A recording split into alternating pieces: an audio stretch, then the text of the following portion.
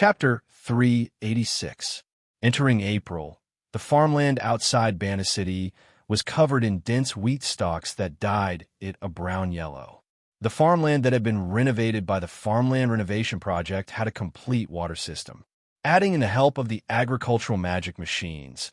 As long as there weren't any serious natural disasters in Banna City's farmland, there would be a bountiful harvest. This year wasn't an exception. However, faced with this bountiful harvest, the farmers outside Banna City weren't all happy. Rather, most of them had looks of depression. It took Baltro more than half an hour to reach Mexelin Village on a bicycle from Luke Village, which was more than 10 kilometers away. He glanced at the surrounding farmland and was so shocked that he forgot to step on the pedals. He almost lost his balance and fell down with his bicycle. After supporting himself with great difficulty, Baltro didn't care about his precious bicycle that he was willing to spend 8 gold coins to buy 2 months ago. He charged into the wheat fields on both sides of the road and bent down, picking up an ear of wheat with trembling hands. Feeling the heavy feeling of the ear of wheat in his hand, Baltro trembled twice before suddenly cursing in a low voice.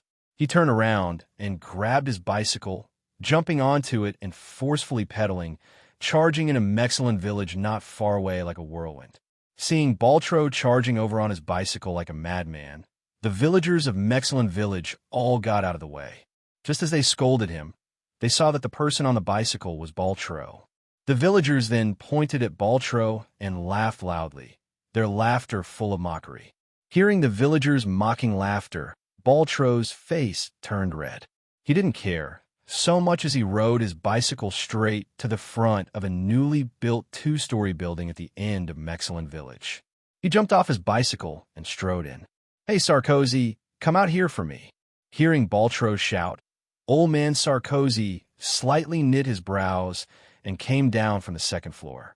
After seeing Baltro, Old Man Sarkozy broke out in laughter. He pointed at Baltro and said with a proud look, "What? Baltro, are you here to admit defeat?" Baltro's dark face became even darker. He charged forward to grab Old Man Sarkozy's collar and roared out, "Sarkozy, you bastard! I treated you as an old friend of many years. You knew that this fertilizer was so useful, but you didn't persuade me. Now, our Luke Village's harvest this year might not even be half of what your Mexelin Village has. Are you happy now?" Old Man Sarkozy knit his brows. He grabbed Baltro's wrist to make him let go and said with a cold snort, "Baltro, since we're old friends, I know that you're angry right now, so I won't argue with you. But you have to be clear about this.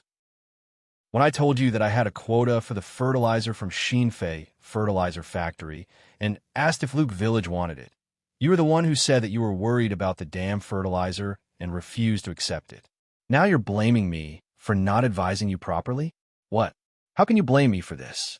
Baltro angrily glared at Old Man Sarkozy, but Old Man Sarkozy didn't show any weakness as he glared back. After a while, Baltro suddenly slumped down like a deflated balloon. He sat on a nearby chair with a dejected expression and used his fist to hit his head with all his might. Why was I so stupid back then? Why didn't I believe that the fertilizer was this useful? I really wanted to kill everyone in the village. I really was stupid. Seeing Baltro blaming himself like this, Old Man Sarkozy forgot his unreasonable appearance. After thinking about it, he sat down beside him and patted his shoulder as he comforted him. "All right, it's just missing the spring plowing. You could just make it up for the fall harvest." Anyway, New Flyer said that although their fertilizer factory can't guarantee that Banta City can use it all in the spring plowing, it definitely won't be a problem for the fall harvest. When the time comes, I'll talk to Cantona ahead of time and have him get some fertilizer for your Luke Village first. Baltro looked up at Old Man Sarkozy with a face filled with self-blame and pain. "But our village's spring plowing is over like this. Do you know that the people in the village know that I rejected your quota for purchasing fertilizer for our village? So they've been scolding me every day. Our entire family is so scared that we don't even dare to leave the house." "Hey, a bunch of ignorant fellows. What are you arguing with them for?" Old Man Sarkozy curled his lips in disdain. "Relax. Do you believe that when you go back and tell them that you've won the priority quota for your village to purchase fertilizer for the fall harvest, they'll immediately turn around and lick your butt? Baltro's face twitched. He wanted to say yes, but since they were from the same village, it wasn't good to be so direct, so he could only give an awkward smile. After all, I was the one who caused our village's spring harvest to be worse than yours, so it's right to be scolded by them. Bullshit, old man Sarkozy cursed without any politeness. I say, are those fellows in your village all stubborn? What era is it? They're still only looking at the grain in the fields. Just tell them, what's the use of harvesting all that grain? Even if they don't need to pay rent and sell it all, how much money can they earn? You can't say it like this, right? Baltro defended himself. Look, our family has rented over 7 mu of land, so we should be able to harvest over 2,000 pounds of wheat this spring. If we sell all of it, we'll be able to earn over 10 gold coins. If we use fertilizer, we might be able to get over 4,000 pounds, which would be close to 30 gold coins. Without fertilizer, we're losing over 10 gold coins. How can we not feel heartache? That's why I said that you're also a stubborn person. Is 30 gold coins a lot? Old man Sarkozy said with a laugh. Didn't you tell me last time that your kid found a job at the Cameron Chamber of Commerce and earned over 10 gold coins a month? In the end, you're going to die for over 10 gold coins. Isn't that embarrassing? Baltro's expression was a bit awkward. This isn't the same. He earns it for himself, and I can't just stay idle. Farming a home can at least guarantee that our entire family has food to eat, right? You don't believe me when I say you're stubborn? Old man Sarkozy glared at him. Old man Sarkozy glared at him. If you want to farm, why don't you go to the Cantona Chamber of Commerce? Or you could just go to the Principality of Constantine and farm for the new flyer. Not mentioning that you don't need to spend money on food for a year, you can also earn over 100 gold coins. Isn't it better than guarding a few mu of land here? But I feel it's not safe. In those places, if something happens, the land will be gone. Nonsense. If you say it's not safe, then is it safe to farm in the fields of those noble masters? Who knew when a damned order would come down and take back the fields? Then again, even if it's not taken back, you'll have to pay such a high rent each year, so what's left is barely enough to fill your stomach. What else can you do? For example, your kid is about to get married. Can you help him get married by farming?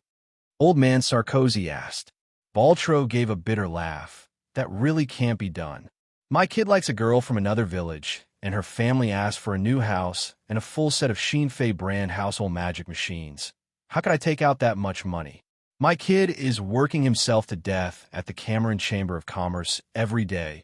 Isn't it just to earn this kind of money? So I said, there's no future if you stay here and farm. So what are you staring at this bit of land for? Even if you can increase the yield with fertilizer, what use is there? There's no money at all, so it's better to find a way to do something else. But other than farming, what else can I do? Baltro asked with a confused expression. Baltro asked with a confused look. Then again, it's not good to just leave the land here. You have to pay rent each year. Farming is simple. Just give it to the Cantona Chamber of Commerce. You don't need to care about anything. The rent will be paid by the Cantona Chamber of Commerce. In the end, the Cantona Chamber of Commerce will give you a bit of money each year, so it's better than farming by yourself. Old man Sarkozy waved his hand. As for what to do if you don't farm, that's even simpler. There are many companies in the city right now. You can just find a company to learn some skills from, and you'll be able to find a job. It won't be much in a month, but it's not a problem to earn close to 10 gold coins. But I'm this old. What if I can't learn? Baltro asked in a worried voice. Why can't we learn it? Old man Sarkozy glared at him. Old man Sarkozy glared at him. Let me tell you, it's not as hard as you think.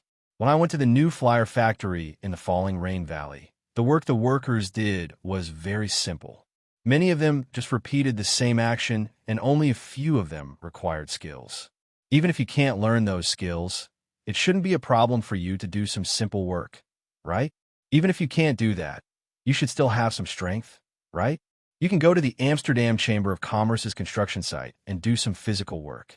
Hasn't the Amsterdam Chamber of Commerce recently opened a residential area by the Sandy River? They're currently recruiting people. Why don't you give it a try?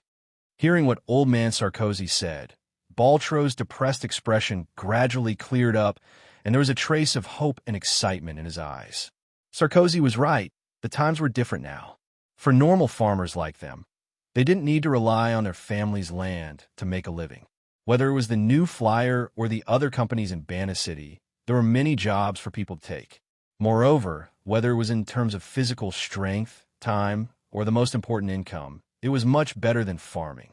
Since it was like this, why do they have to keep farming? Thinking of this, the feeling of guilt, pain, and panic that Baltro felt on the way here suddenly disappeared. It was like he was enlightened and his eyes suddenly opened up. Chapter 387. After Banna City's spring plowing this year, the results were still dazzling. During last year's spring plowing, Banna City's wheat yield had reached 630,000 tons. This was already a very exaggerated number. It could be ranked in the top of the Lampari Kingdom cities.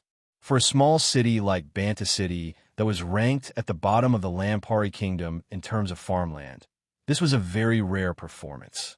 Everyone thought that with the help of the agricultural magic machines, Banna City had already dug out all its potential and it wouldn't be able to surpass this number in the future. However, after this year's spring plowing was over, according to the stats of the City Lord Manor, Banna City had harvested a total of 870,000 tons of wheat.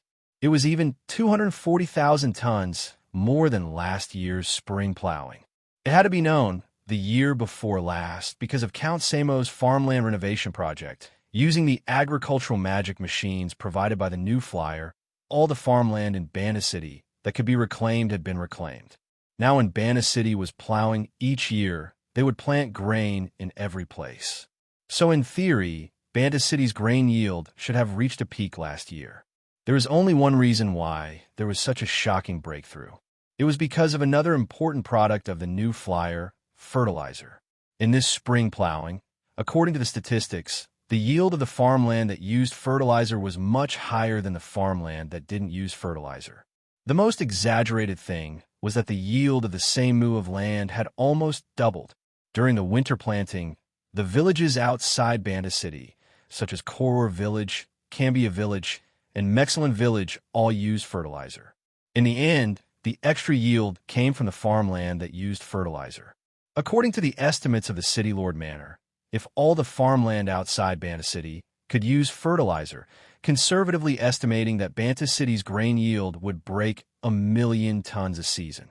This was clearly a very shocking number. It had to be known that Banna City's wheat yield was only 200,000 tons a season ago, but now it could break 1,000,000 tons. If this change was extended to the entire Lampari Kingdom, then such an astonishing amount of food would not only be able to easily feed all the citizens of the kingdom, but there would also be a large surplus. In the eyes of many Banna City people, this was a very unbelievable matter because it was already good enough for the citizens of the Lampari Kingdom to eat their fill. So how could they have any surplus? However, in Suyi's eyes, this was a very normal thing. Although the Lampari Kingdom was a small country, its geographical conditions were excellent. Most of the land was suitable for farming, and most of it was flat land, which was very suitable for large-scale farming. With such a superior geographical environment, it would be a joke if they didn't have enough food. Under normal circumstances, the Lampari Kingdom could even become a major food exporter. Of course, this was still too far away for the Lampari Kingdom. After all, in these 2 years, with the help of the agricultural magic machines, the Lampari Kingdom had finally solved the basic food and clothing problem of the citizens. Although Banna City's wheat yield had increased, if they had more food, they wouldn't waste it. Of the 870,000 tons of wheat in Banna City's spring harvest, 620,000 tons were given to the City Lord Manor and 500,000 tons were given to the Agriculture Department to store grain for the kingdom. In the end, there was only 120,000 tons of wheat left for the City Lord Manor to use. But in reality, for the City Lord Manor, how to deal with these 120,000 tons of wheat was also a problem. When Banna City only had a measly 200,000 tons of grain, the City Lord's Manor could only keep 20,000 tons for themselves, which was just a drop in the bucket. After giving everyone in the City Lord's Manor a share, there wasn't much left, and they had to subsidize some of their expenses. Now that there was 120,000 tons of wheat left, the City Lord Manor didn't know how to deal with it. If it was before, it would be very simple. They could just sell the wheat and sell it for several 100,000 gold coins, which would be enough to subsidize the City Lord Manor's finances. But with Count Stark relaxing his suppression of Bana City's businesses in the first few months of the year, there was a large increase in Banta City's business tax. Just in April alone, the business tax collected was close to 100,000 gold coins. So Banta City didn't have any financial pressure right now, so it wasn't worth it to sell the wheat elsewhere. So after considering it, Count Stark built an extra granary outside Bana City to store the extra 120,000 tons of wheat. He also sent out a large number of city guards to guard it. For a city to set up a granary to store their own grain, this was the first time in the Lampari Kingdom that this had happened. This action immediately created a heated discussion in the Lampari Kingdom. Regarding Count Stark's actions, everyone praised and criticized him. Those who praised him said that Count Stark's actions were very far-sighted, playing a very positive role in maintaining the stability of Banta City. If Banta City met a natural disaster that caused a famine in the future, these 100,000 tons of wheat would be the greatest hope to protect Banta City from chaos. Those who opposed him said that Count Stark's actions were too selfish. Since Banta City could store this much grain, why didn't they give the extra 120,000 tons of wheat to the Agriculture Department? Then the Agriculture Department would distribute it and use it to support the regions of the kingdom that were lacking in grain. The debate on this issue went from whether the subordinate cities of the kingdom should keep food for themselves to whether Count Stag had any thoughts of rebelling or not. After half a month, the royal parliament sent out an order that made everyone close their mouths. The contents of this order were very simple because it was just a transfer order. The content was that Count Stark's performance in Banta City was very outstanding. So after careful consideration, the royal parliament would transfer him to Lauren City in the north as the city lord. With his strong agricultural development skills, he would be able to help Lauren City solve their agricultural problems. Although this transfer order was simple, the contents were very thought-provoking. First was the time. Count Stark had been transferred to Banta City in July of last year as the city lord, and it was only May of his second year. So he had only been Banta City's city lord for a total of 10 months. Being transferred in such a short period of time, didn't this mean that he wasn't suited to being the city lord? But if one paid attention to Count Stag's position, they would find that this transfer order wasn't a demotion to her. Because Lauren City was one of the largest cities in the north of the Lampari Kingdom, being the city lord of Lauren City meant that his position was without a doubt higher than being the city lord of Banta City. This was the same as when Count Samo was transferred to Seoul City. It could be considered a promotion. So many people were very confused. This transfer order from the royal parliament, was it affirming or denying Count Stark's position as Banta City's city lord? What was even more thought-provoking was that the transfer order emphasized Count Stark's strong ability in promoting local agricultural development. Letting him be the city lord of Lauren City was to solve the agricultural development problem of Lauren City, so there wasn't a single mention of anything else. This was too different from when he was transferred to Samo Count Stark's position. Of course, no matter what outsiders said or how turbulent the inside story was, in the days before Count Stag was transferred away, Banta City was still moving along its normal path. Although Count Stag didn't announce that he would stop suppressing business, based on his relaxed attitude and the rumors that he was about to take them away, the companies with keen senses quickly reacted and began to move. Banta City, that had become a pool of stagnant water, had gradually become lively again in the past 2 months. The small and large stores on the streets had reopened, and there were all kinds of dazzling products on the shelves. The streets were filled with people again. The entire Banta City, it was like it had returned to the prosperity it had before Count Stark came. Seeing the people coming and going on the street outside the City Lord Manor, Count Stark gave a deep sigh. He turned to look at Sue-E, who he had summoned for the first time, and his expression became very complicated. After being silent for a bit, Count Stark slowly shook his head and said, "Sue-E, congratulations, you've won." Sue-E's expression changed. He opened his mouth, but he only revealed a helpless smile as he replied in a soft voice, "Lord City Lord, if you're referring to the bet between us, I can confidently say that you've lost. But if you're referring to something else, then forgive me for not agreeing." Count Stark raised a brow. "What? I'm about to be transferred, and you're still not satisfied?" Su-Yi was silent for a bit before saying with a serious expression, "Lord City Lord, you should know that I don't mean this. Although I don't completely agree with your position and ideas, I am very happy that you want to work hard for Bana City's development. In this aspect, there's no meaning in determining victory or defeat because our goals are the same. The only difference is the method." "Method?" Count Stark gave a self-deprecating laugh. After thinking for a bit, he waved his hand and said, "All right, there's no meaning in saying this. I called you here this time because I'm about to leave, so I want to talk to you for a bit and ask you a few questions. The first question, Su-Yi, do you think of yourself as a merchant? Or do you think of yourself as a noble?" Su-Yi slightly knit his brows. Count Stark had emphasized this question the first time they met, so it seemed like he had been brooding over this question the entire time. "First, I am a person, and then I am a lamp-yuri. Next, I'm a banda person, and finally a merchant or a noble. Moreover, these two identities don't have much meaning to me. Lord City Lord, are you satisfied with this answer?" Count Stark gave a slight nod. "I can roughly understand your meaning. It seems like I've really underestimated you. Your goal is much bigger than I thought. But Su-Yi, before I leave, I have to remind you of something.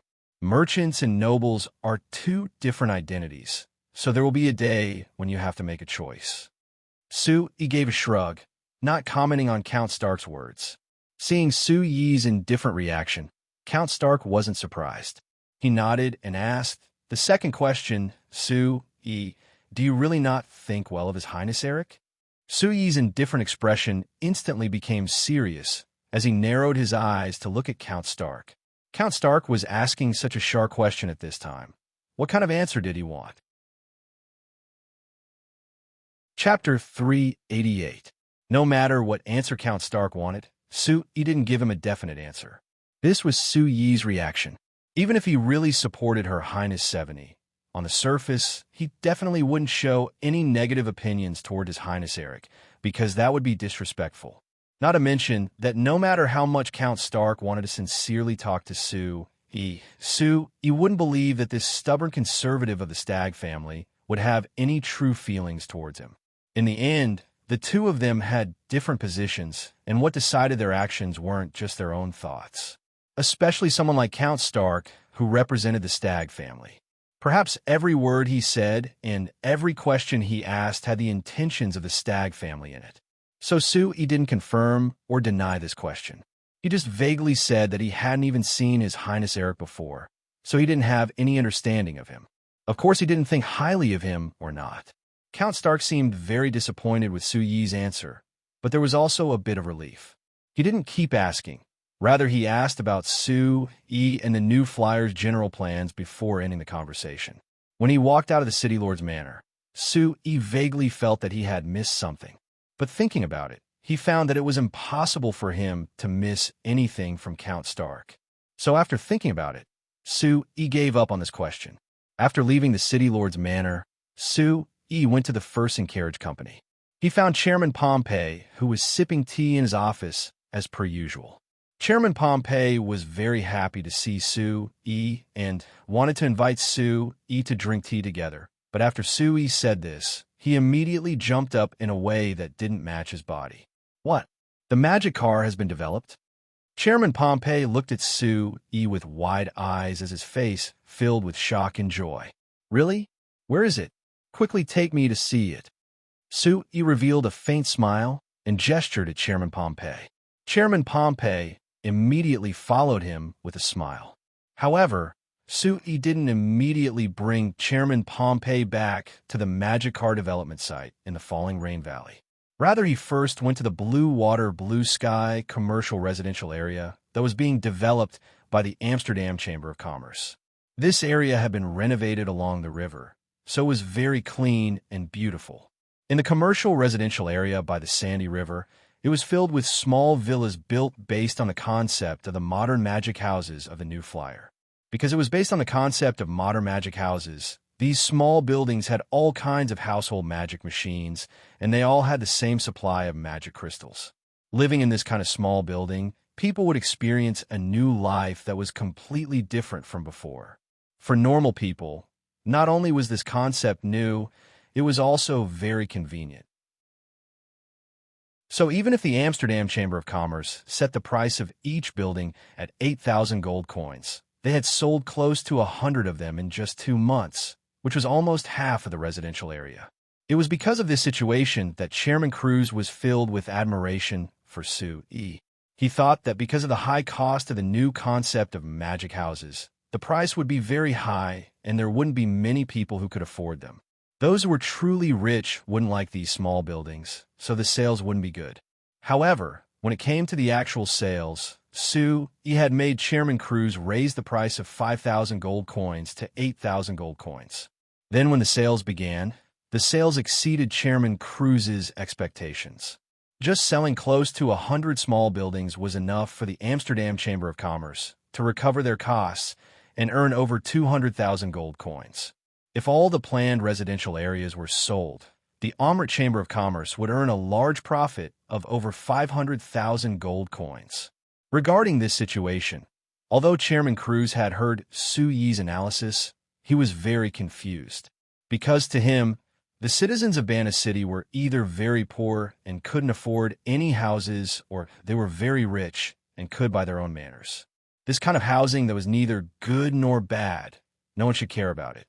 Sue had told him that there were already some middle-class people in Bana City. These people couldn't be considered rich, but it wasn't right to call them poor. These houses that were clearly different from normal citizens and weren't as expensive as manors, they could satisfy the needs of these people. Facts proved Sue's judgment. Chairman Cruz had many friends in Bana City, but the ones who took out the money to buy these new concept of magic houses were the normal citizens of Bana City that he didn't recognize at all. If he had to name one, he probably only recognized one of them, which was the Ireland Chamber of Commerce's Vice Chairman Kovac. Seeing Kovac, who was just a normal farmer in Ireland Village 2 years ago, suddenly take out 10 gold notes worth 1,000 gold coins, requesting to sell a small building to him, Chairman Cruz's chin almost fell off in shock. When did this farmer that he didn't care about before take out 10,000 gold coins at once? When Chairman Cruz told his thoughts to Sue, he was mercilessly ridiculed by Sue. The Ireland Chamber of Commerce had developed quickly in the past 2 years, becoming the leading component company in Bana City. In the past half a year, they had stepped into the ranks of magic machines. For example, the Ireland brand magic kettle that was released this year. Because of its high quality and low price, it had stolen quite a bit of the Bana City market from New Flyer. According to Sue's estimates, the Ireland Chamber of Commerce's monthly profit was at least 20,000 gold coins. Then, as the Ireland Chamber of Commerce's vice chairman and the largest shareholder, second only to Freeman, it wasn't surprising that Kovac could take out 10,000 gold coins at once. Chairman Cruz was surprised by this while feeling emotional about why Sue was raising a tiger. Since he knew that the Ireland Chamber of Commerce's potential wasn't bad, why didn't he take precautions ahead of time and let them steal the market from him? Sue smiled without saying a thing and didn't explain anything.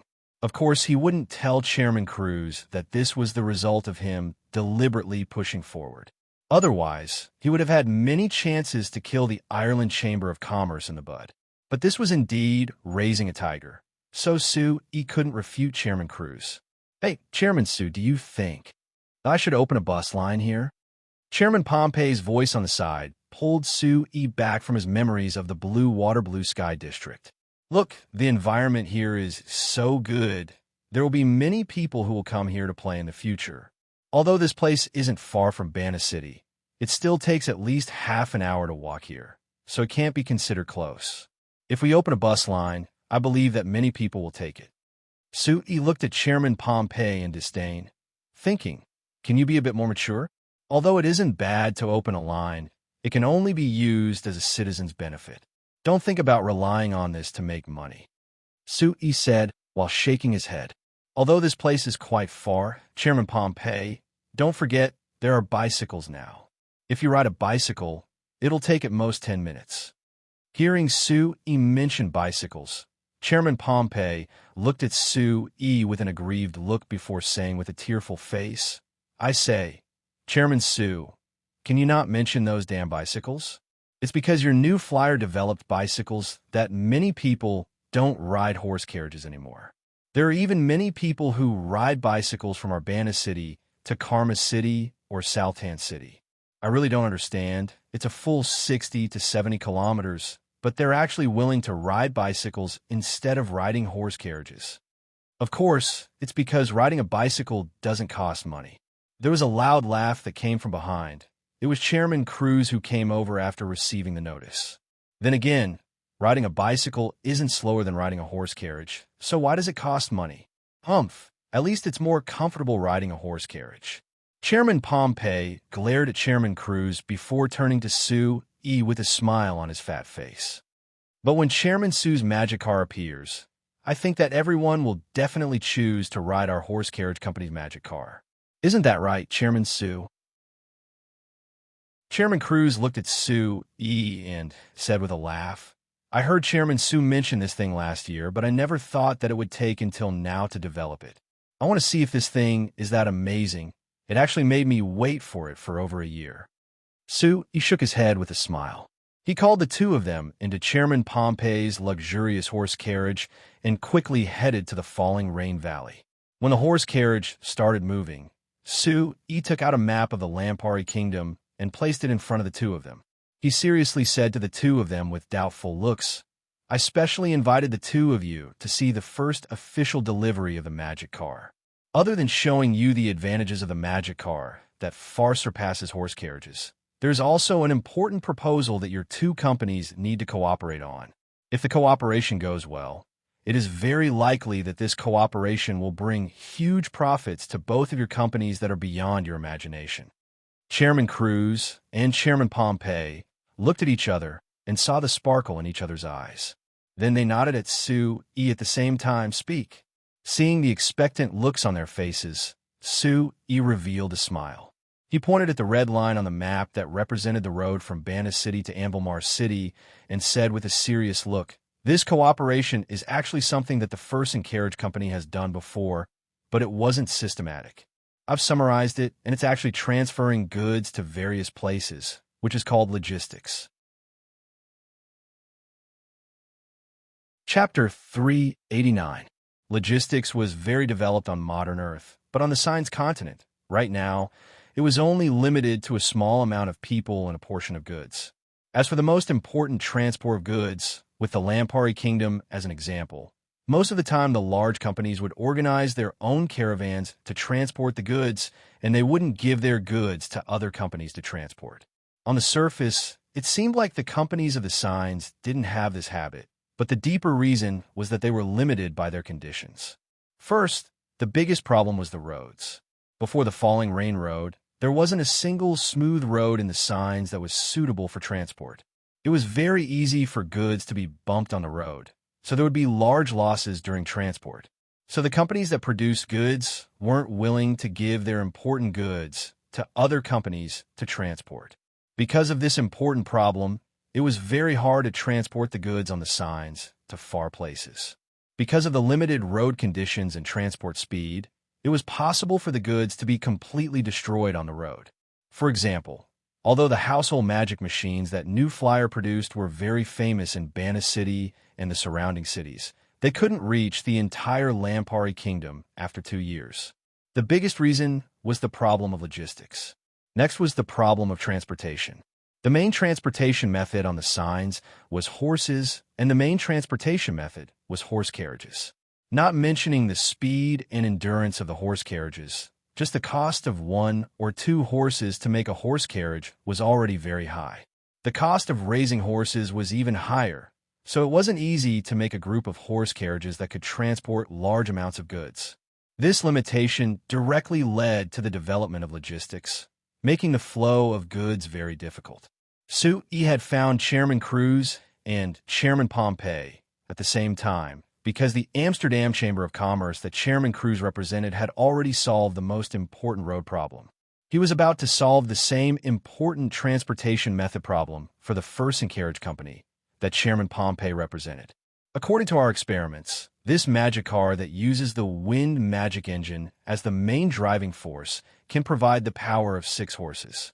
At the same time, it can maintain a high speed, reaching a speed of over 35 kilometers per hour when it's empty. Wait, 35 kilometers per hour? Chairman Pompey cut off Su Yi's description of the first-generation magic car with a shocked look. So, this thing can run 35 kilometers in an hour? So fast. Chairman Cruz on the side also had a look of disbelief. He shook his head and said with a sigh, I thought that Su Yi was bragging when he said that the magic car could run 40 kilometers an hour, but I never thought that it was true. Su Yi glanced at the two of them in annoyance. If they were so shocked by the speed of 35 kilometers per hour, wouldn't their jaws drop if they saw those F1 cars on Earth that were going at 350 kilometers per hour or even higher? Of course, the horse carriages on the signs could only maintain a speed of around 20 kilometers an hour, and they couldn't maintain it for long. So it was no wonder the two of them were shocked by the speed of the magic car. By the way, Chairman Su, you said that this is an empty car. Then, if it was filled with goods, it should be much lower, right? How much can it maintain? Is it faster or slower than horse carriages? Chairman Pompey thought for a bit before asking. Of course it's faster than horse carriages. Otherwise, why would it be developed? Su Yi rolled his eyes and said, Let me tell you, according to the tests, the first-generation wind magic car can pull items that are no more than a ton and can maintain a speed of over 30 kilometers per hour on flat ground. At the same time, it can climb slopes that aren't more than 30 degrees. So, Su Yi turned to Chairman Cruz. In order to coordinate with the first-generation magic car, I'll have to trouble your Amsterdam Chamber of Commerce to reduce slopes when paving roads in the future. Even if you have to, it's best if the slope doesn't exceed 30 degrees. I'm afraid it's very hard. Chairman Cruz was a bit embarrassed. Su Yi shook his head. Although most of our Lampuri kingdom is plains, there's still some mountains. To build roads into the mountains, it's impossible for there to be no slopes. As for the mountain roads and viaducts, I'll discuss this with you in the future. I'm just reminding you now. Anyway, your Amsterdam Chamber of Commerce is building roads and plains, so there won't be any high slopes. Su Yi said. Moreover, this is only the limit of the first-generation magic car. When a magic car is further developed in the future, this bit of slope won't be a problem at all. Mountain roads and viaducts. Chairman Cruz's eyes lit up. Based on the meaning in Su Yi's words, these two things were clearly very important for building roads. Chairman Cruz's heart itched, and he really wanted to discuss this with Su Yi right now. But Chairman Pompey took the initiative to ask Su Yi a question. The magic car can only pull things that are a ton at most? The glow in Chairman Pompey's eyes was even brighter than Chairman Cruz's. Oh my God, our first and carriage company's horse carriages can only pull things that are no more than 500 pounds at most. Su Yi revealed a faint smile. I've already said it. If this magic car can't compare to horse carriages, why would I spend so much effort to develop it? Right. I knew that Chairman Su wouldn't do meaningless things. Chairman Pompey kept nodding. After pausing, he revealed a flattering smile as he asked Su Yi with a laugh, that. Chairman Su, can I ask what price your new flyer is planning on setting for this magic car? We'll talk about this after you see the magic car. Without actually testing it, I think that you won't accept any price I give. Su Yi replied. Chairman Pompey and Chairman Cruz looked at each other before nodding. They thought that with Su Yi's attitude, the price of this magic car definitely wouldn't be low. But it wasn't strange thinking about it. If this magic car really was as strong as Su Yi said, it was normal for the price to be a bit higher. During this time, we should properly discuss the matter of logistics. Su Yi brought the topic back to what he had just said. I think that you should all be clear on the importance of logistics, so I won't waste words on this. Now we should discuss how to cooperate. Come, look at the map. Su Yi's finger first pointed at Banta City before drawing a curved line around Banta City, all the way to Anvilmar City on the map. Look, the Amsterdam Chamber of Commerce has already built a road between Banta City and Anvilmar City. What is even more advantageous is that this road also connects the cities along the way. So if we head to Ambilmar City from Urbana City, we can take the road the entire way. Whether it is speed or comfort, it is much better than before. Chairman Pompey, you should be more clear on this than me and Chairman Cruz, right? Yes. President Pompey nodded. Chairman Pompey nodded. Compared to before, there are many more people willing to ride our horse carriages between Ambilmar City and the other cities because the time is cut in half. It goes from taking 3 days to around a single day. Moreover, the customers are saying that riding horse carriages is much more comfortable than before. Look, this is the importance of solving the transportation problem. Then what about the transportation? He asked. The transportation. Chairman Pompey gave a helpless shrug. Chairman Pompey gave a helpless sigh. The large companies all have their own caravans, so they normally don't look for our company. As for small companies, even if they have goods to transport, it won't be much, so it isn't worth it to help them transport it. Then if your first and carriage company can provide faster transportation, would those large companies be willing to let you transport their goods? Then of course they're willing. President Pompey replied proudly, but immediately became discouraged. Chairman Pompey gave a helpless sigh. But Chairman Sue, even if the magic cars you mentioned are strong, the other companies can just buy their own magic cars to form their own caravans. Why do they need to look for us? Sue revealed a faint smile. I found you first. This is the advantage of your first and carriage company. Could it be that you can't grasp the advantage of being one step ahead of others? Chairman Pompey's eyes lit up. Chairman Sue, tell me, how should we grasp this advantage? What advantage do we have over others? There are many places where you can take the lead. Sue replied. For example, you could be a company that specializes in transport, so you'll be stronger than other companies in terms of the number and scale of your magic cars because you can handle all kinds of business more flexibly. Oh, and I understand. Whether there are more or less goods, we can take them all. Is there anything else? Chairman Pompey asked with an expectant look. For example, because you've bought a large amount of our Frestec Chamber of Commerce's magic cars, you'll have priority to cooperate with our Frestec Chamber of Commerce, allowing our Frestec Chamber of Commerce to provide full service to your magic cars. For example, training magic car drivers for you is one of them. Drivers? Chairman Pompey and Chairman Cruz were surprised. What is that? To put it simply, it's someone who drives the magic car. It's the same as a horse carriage driver. But Sue's expression suddenly became a bit strange. He shook his head. Because the magic car's requirements and dangers are rather high, the driver of the magic car needs to pass a test before being allowed to drive it. I've already written a letter to Her Highness 70, asking her to propose to the Royal Parliament to pass a resolution that requires all magic car drivers to have a driver's license from our new flyer, which is called a driver's license for short. Chapter 390. On the way to the falling rain valley, Chairman Pompey and Chairman Cruz never understood the meaning and value of the driver's license that Sue mentioned. To them, it was quite hard for a carriage driver to operate a horse carriage. It wasn't easy to operate a horse carriage without years of experience, but they had never heard of a carriage driver needing a driver's license to drive a horse carriage. Why did one need a driver's license to drive a magic car? But when the two of them came to the falling rain valley and saw the magic car on the large track to the north of the falling rain valley, they were both stunned. They instantly understood why Sue needed a driver's license to drive a magic car. This is too fast. Chairman Cruz looked at the magic car that came from the distance and then passed in front of him. In the blink of an eye, it was only a small black dot on the track, and he muttered in a daze, God, if we were hit by this thing, it would be terrible. Other than shock, Chairman Pompey's expression was also filled with excitement.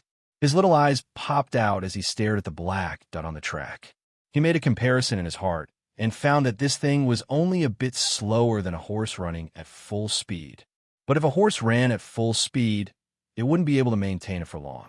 However, since he saw this magic car, this thing had maintained this speed for over 10 laps around the track, covering a distance of over 10 kilometers. Sue, Chairman Sue, this isn't just 35 kilometers an hour, right? Chairman Pompey couldn't help asking Sue E on the side in a trembling voice. Sue Yi's face twitched. Looking at Camby in a magic car that had just finished a lap, he didn't know if he should be happy or angry.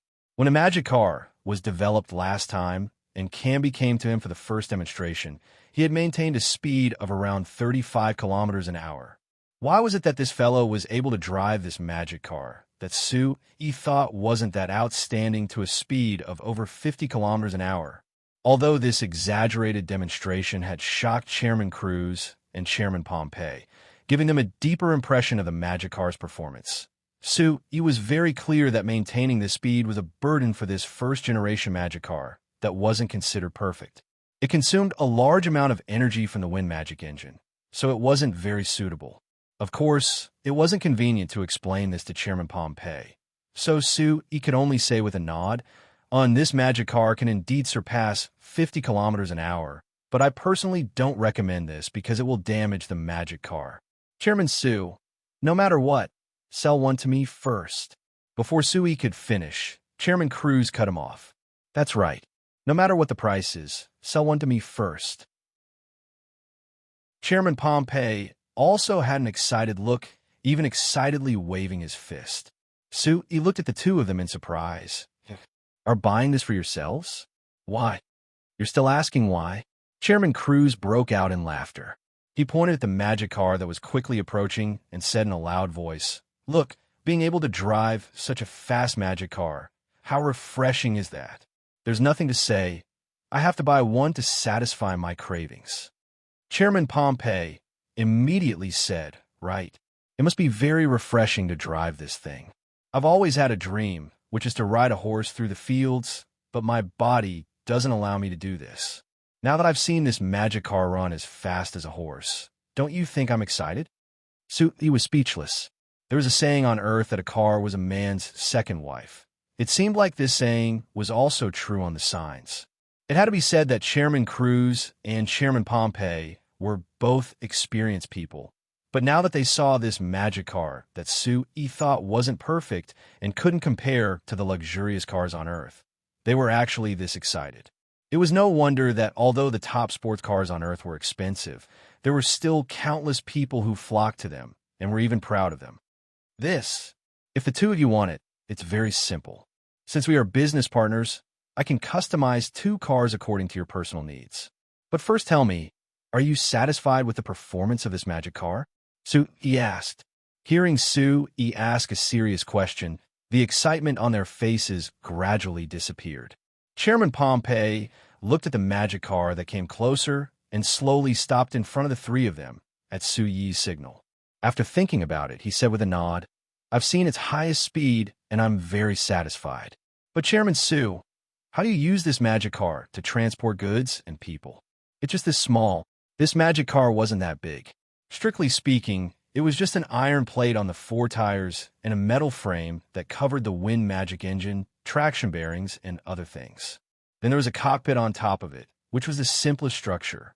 After all, this was the first-generation magic car. So Sue Yi's request for Camby and the others was to make it as simple and light as possible. So with Camby as the head of the Magic Machine Development Center's Magic Machine Designers and the Design Institute's design, it finally became like this. It was simple, but couldn't be considered good-looking. It was just like the tractors on Earth, and it didn't even have a windshield. This simple front, of course it was impossible to use it to transport goods and people. So Chairman Pompey had this question. Sue E didn't reply. He waved his hand and had the staff on the side pull out a trailer with 4 tires from the warehouse beside the track. Then in front of Chairman Cruz and Chairman Pompey, he connected the steel ring in front of the trailer to the steel ring in the back of the magic car. Look, as long as there's a trailer, we can put the goods on it. Sue E waved his hand, and the workers put a bunch of things in the back of the trailer. Chairman Pompey secretly calculated it in his heart and felt that these things were at least a ton, so he couldn't help being secretly shocked. When the things were put away, Sue E said something to Camby, who was still driving the magic car and wasn't willing to get out. Camby then started the magic car again. There was a quick buzzing sound that came from the wind magic engine in front of the magic car. When Sui heard this, he couldn't help secretly knitting his brows. It had to be said, the power provided by the wind magic engine was indeed a bit lacking. It couldn't be seen when the car was empty, but now that they had to transport large amounts of goods, it was very obvious. But Chairman Pompey and Chairman Cruz didn't know anything about this, so naturally they couldn't tell that something was wrong like Sui. After the magic car sounded for a bit, it slowly began to move. After a while, it was quickly moving around the track with goods that were over a ton. Although it was much slower compared to when it wasn't transporting goods, it still far surpassed their imaginations. It was clearly much faster than when the horse carriage was transporting goods. The two watched as the magic car kept moving around the track at the same speed for several laps before Chairman Pompey suddenly turned to Sui and asked with a serious look, "Chairman Sui, give me a price." Sui asked with a faint smile, "What?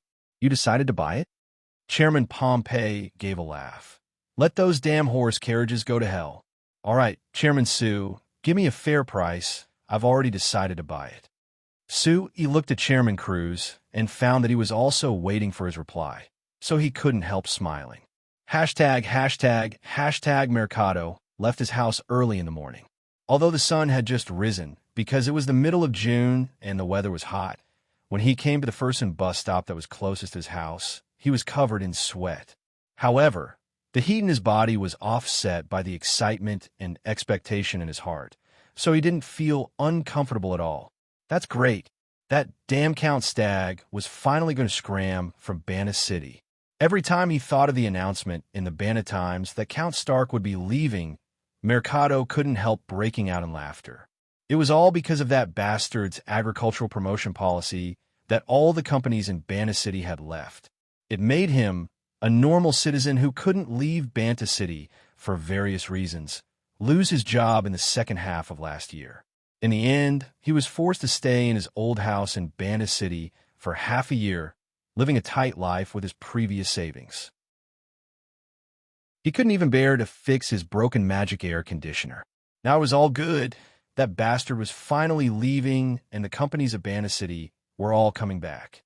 As for him, Mercado, he could find a suitable job without leaving Banna City. Thinking of the Santon Industrial District that was the final stop of the horse carriage, Mercado was filled with excitement. Since the new flyer opened the Shinfei Agricultural Fertilizer Factory in the Santon Manor, the other companies of Banna City seemed to have received a signal. They all returned to the Santon Industrial District in the past 2 months to open various factories, many of which were under the banner of agricultural processing. Now the Santon Industrial District had returned to its prosperous state from 2 years ago, and the various factories were all recruiting workers. Mercado decided to take a trip to the Santon Industrial District today because he heard that several factories were recruiting, so he was prepared to try his luck. He believed that with his experience working for the Ireland Chamber of Commerce, it wouldn't be a problem for him to find a suitable job. When he was thinking about how to introduce himself to the recruiters, Mercado felt that there were more people around him. He knew that this was a sign that the Fersen Carriage Company's horse carriage was about to arrive, so he temporarily stopped thinking and looked up in the direction the horse carriage was coming from. However, when he looked up, he was the same as the people around him, stunned. Chapter 391. Turning from a distant street corner and slowly approaching the bus stop. It wasn't the familiar public carriage that they rode every day. Instead, it was a large iron box that was white and green all over. Its head was square, and its width and height were close to 3 meters. It was about 5 to 6 meters long. This huge iron box was also inlaid with rectangular glass with a hint of green, forming rows of windows. At this time, the dazzling morning sun was reflected with a faint green glow all over the body as it drove steadily towards this side. Seeing this strange scene, everyone was instantly stunned. When this giant iron box stopped in front of everyone, someone suddenly reacted and shouted, "I remember now, isn't this the medium-sized magic passenger car that new flyer developed to transport people?" Being reminded by this person, the others all reacted. Right, the Banna Times reported this news a while ago. How could I forget? Huh. So this thing is the medium-sized magic passenger car. The picture in the Banner Times was a bit different from this, so I couldn't recognize it. That's right. I couldn't see through the picture of the medium-sized magic passenger car in the Banner Times. Now that I've seen the real thing, hey, don't tell me, although it looks a bit simple, it does seem quite sturdy. Right? This thing was made by New Flyer, so it should be as sturdy as the other magic machine for New Flyer, right? We'll know once we take a look. When this was said, everyone immediately woke up and rushed into the car that was open in front of them. When they got into the medium-sized magic passenger car, everyone found that the space inside the magic passenger car was much bigger than the public transport horse carriages from before. There were more than 10 people waiting at the stop. If it was the public transport horse carriages from before, they would be able to fill the entire horse carriage, and there wouldn't be any extra space at all. But now that they were in a magic passenger car, there was a lot of space to move around. Moreover, there were rows of seats that could easily fit a person, so everyone could easily find a seat to sit in after they got in the car. Not bad, it's quite cool. Mercado sat down in a single seat near the window, and after feeling the seat under his butt, he gave a satisfied praise. The seat should be made of plastic. It should be made by the Knights Song Tribe's plastic processing factory that the citizens of Banner City were gradually familiar with.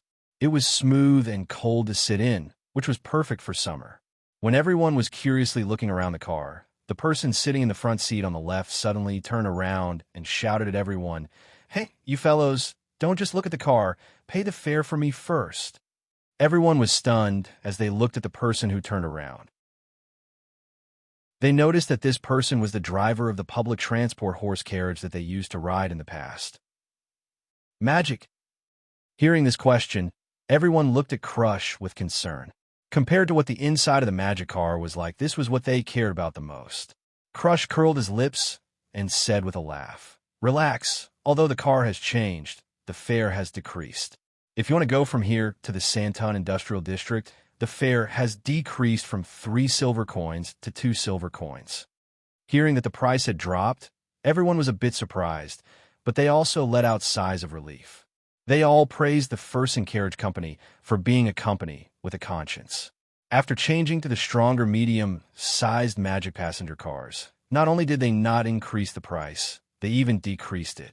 However, Crush added at this time, "But you have to remember that this public transport route is our Fersen Carriage Company's trial-free route. As long as you get on the car, you have to put 2 silver coins into this box. It'll be 2 silver coins no matter where you go. It won't be more or less." Everyone was stunned as they looked at the iron box that Crush was pointing at. Mercado couldn't help but ask, "According to what you're saying, wouldn't I have to pay 2 silver coins just to walk from here to the next intersection?" Crush replied with a nod. "That's right. Isn't that too much of a waste?" "That's right. It costs 2 silver coins just to walk this short distance. This is too expensive. I might as well just walk over." "Hey, I just said that the Fersen Carriage Company was a company with a conscience, but now they're this black-hearted. Are they playing with me?" Hearing everyone's discussion, Crush said with a laugh, "If you're not satisfied with this price, that's fine. You can choose to get off and take the next public transport carriage, which will still be the same as before. But if you regret it, don't blame me for not reminding you." Everyone looked at each other, and 5 people hesitated a bit before getting out of the door. It seemed like because the distance was short, they felt that 2 silver coins wasn't worth it. Crush glanced at the remaining 8 people and asked, "So all of you have decided to take this bus?" The 8 of them nodded. "All right, come over and throw in your 2 silver coins. Remember, if you take this carriage in the future, just throw in your money when you get on the carriage. I won't remind you again." Seeing the 8 of them throw in their 2 silver coins, Crush pressed a button on something that looked like a console in front of him. The door that had been open the entire time seemed to be pushed by something as it automatically closed. Seeing this scene, the 8 people in the carriage couldn't help being surprised again. This medium-sized magic passenger car really was something made by the New Flyer. It was just this amazing. "All right, sit tight. The carriage is about to move," Crush suddenly shouted. Without seeing him do anything, everyone felt the carriage tremble. There was a faint buzzing sound that came from under their feet before the giant carriage slowly began to move forward. Although in the new Flyers product announcement and the follow-up reports in the Banner Times, this magic car that didn't need a horse to move had been described and demonstrated. When the 8 people in the carriage personally experienced this, they couldn't help opening their eyes in surprise. There was clearly no horse pulling it, and there wasn't anything moving it. So why was this giant iron box able to move the 8 of them and crush together? This was simply too amazing. This medium-sized magic passenger car was rather slow at first, but as it moved forward, it gradually sped up. After a while, it actually surpassed the speed of the public transport horse carriages they took before. When they drove out of Banna City and went on the road to the Santon Industrial District, this medium-sized magic passenger car kept increasing its speed.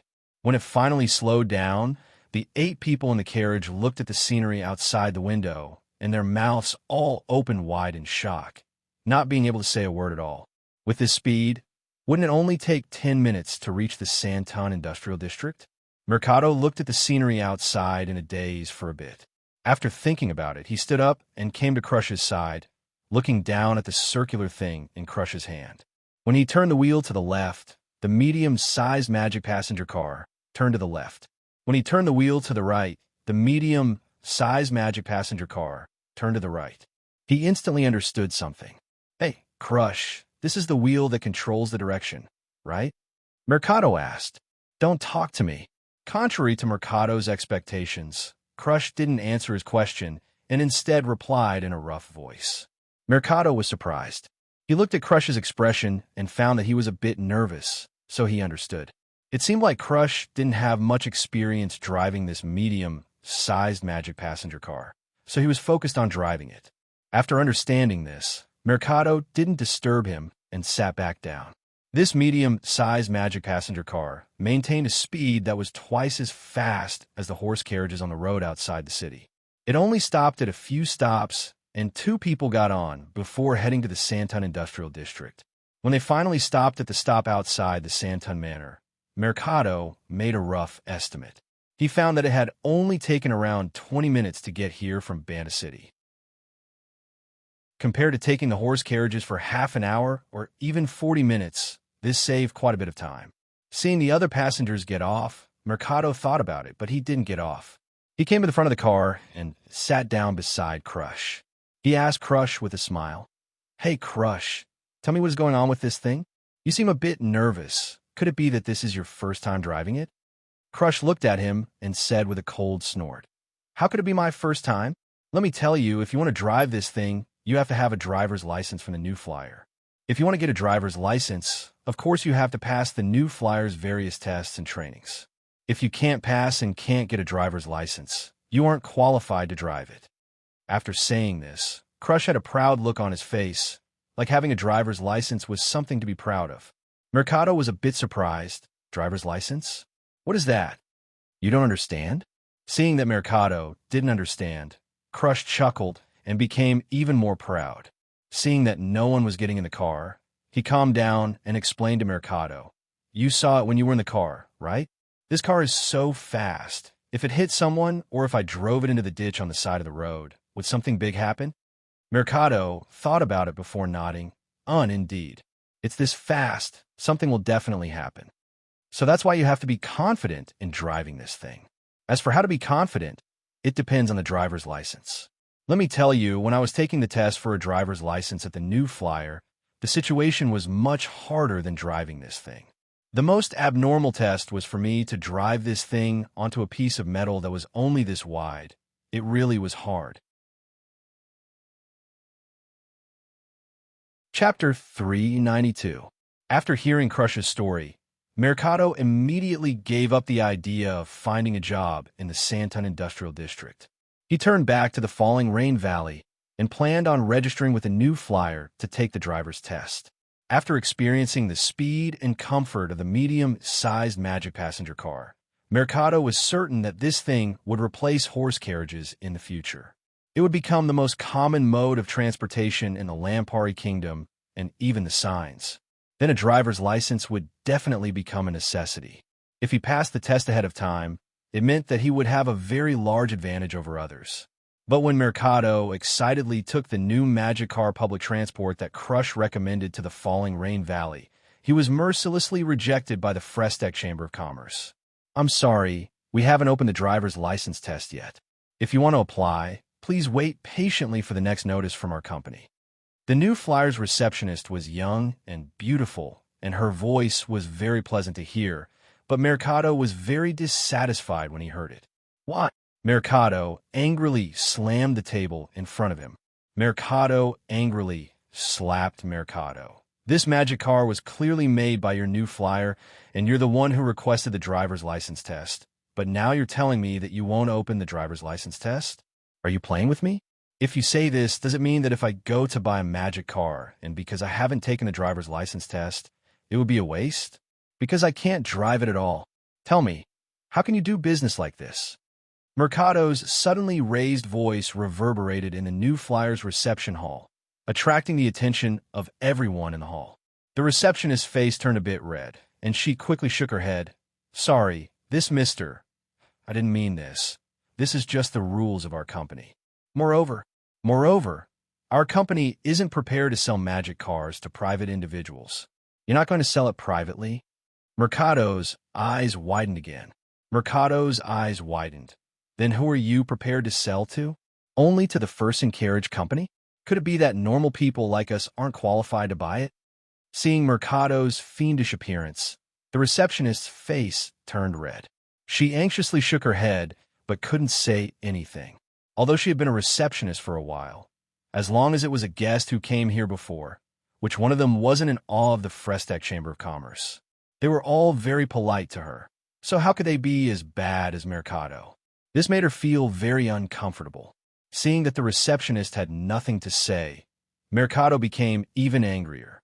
Because he had been unemployed for half a year, Mercado had been under a lot of pressure. Now that he had finally thought of an opportunity to get a better job by taking the driver's license test, he was told that he wasn't allowed to take the driver's license test. This immediately ignited all the anger he had accumulated over the past half a year. "I'm telling you, New Flyer is discriminating against ordinary people like us by not letting me take the driving test. I'm going to sue." Mercado had just said this when he suddenly felt someone pat his shoulder. He immediately waved his hand in annoyance. Scram! However, the man patted him on the shoulder again. Mercado's anger surged, and he didn't care anymore.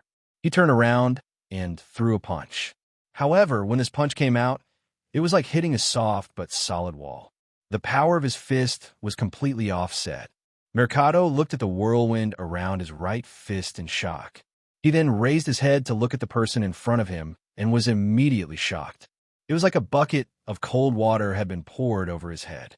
His legs went soft, and he sat down on the ground. He shook his head and waved his hand at the guards of the Chamber of Commerce to stop them from coming closer. He then reached out to pull Mercado up from the ground and said with a slight smile, "Sir, no matter what opinion you have of our new Flyer, I don't think you need to yell at a young girl. Getting angry won't solve any problems. If you have an opinion, you can calmly raise it. If we can solve it for you, I think we will be very happy to help you." Mercado looked at Sue E in front of him. The anger that had filled his mind had disappeared without a trace. All that was left was shame. He wished he could dig a hole in the ground and crawl into it. Too shameful. Too shameful. He had actually yelled at a young girl in front of so many people. He had even yelled at the new Flyer in the new Flyers territory. More importantly, he had actually been seen by the new Flyers chairman Sue. I don't have an opinion. I just lost control of my emotions for a moment." Mercado didn't dare meet Su Yi's gaze. He dodged and looked left and right while replying intermittently. Chairman Su, if you don't mind, I was just impulsive. I didn't mean anything else." He smiled faintly. "Everyone has moments like this. I can understand. But sir, I just heard that you want to take the driver's license test." Hearing this question, Mercado immediately thought of his goal. Now that the new Flyers chairman, Sue, had appeared in front of him, how could he miss this great chance?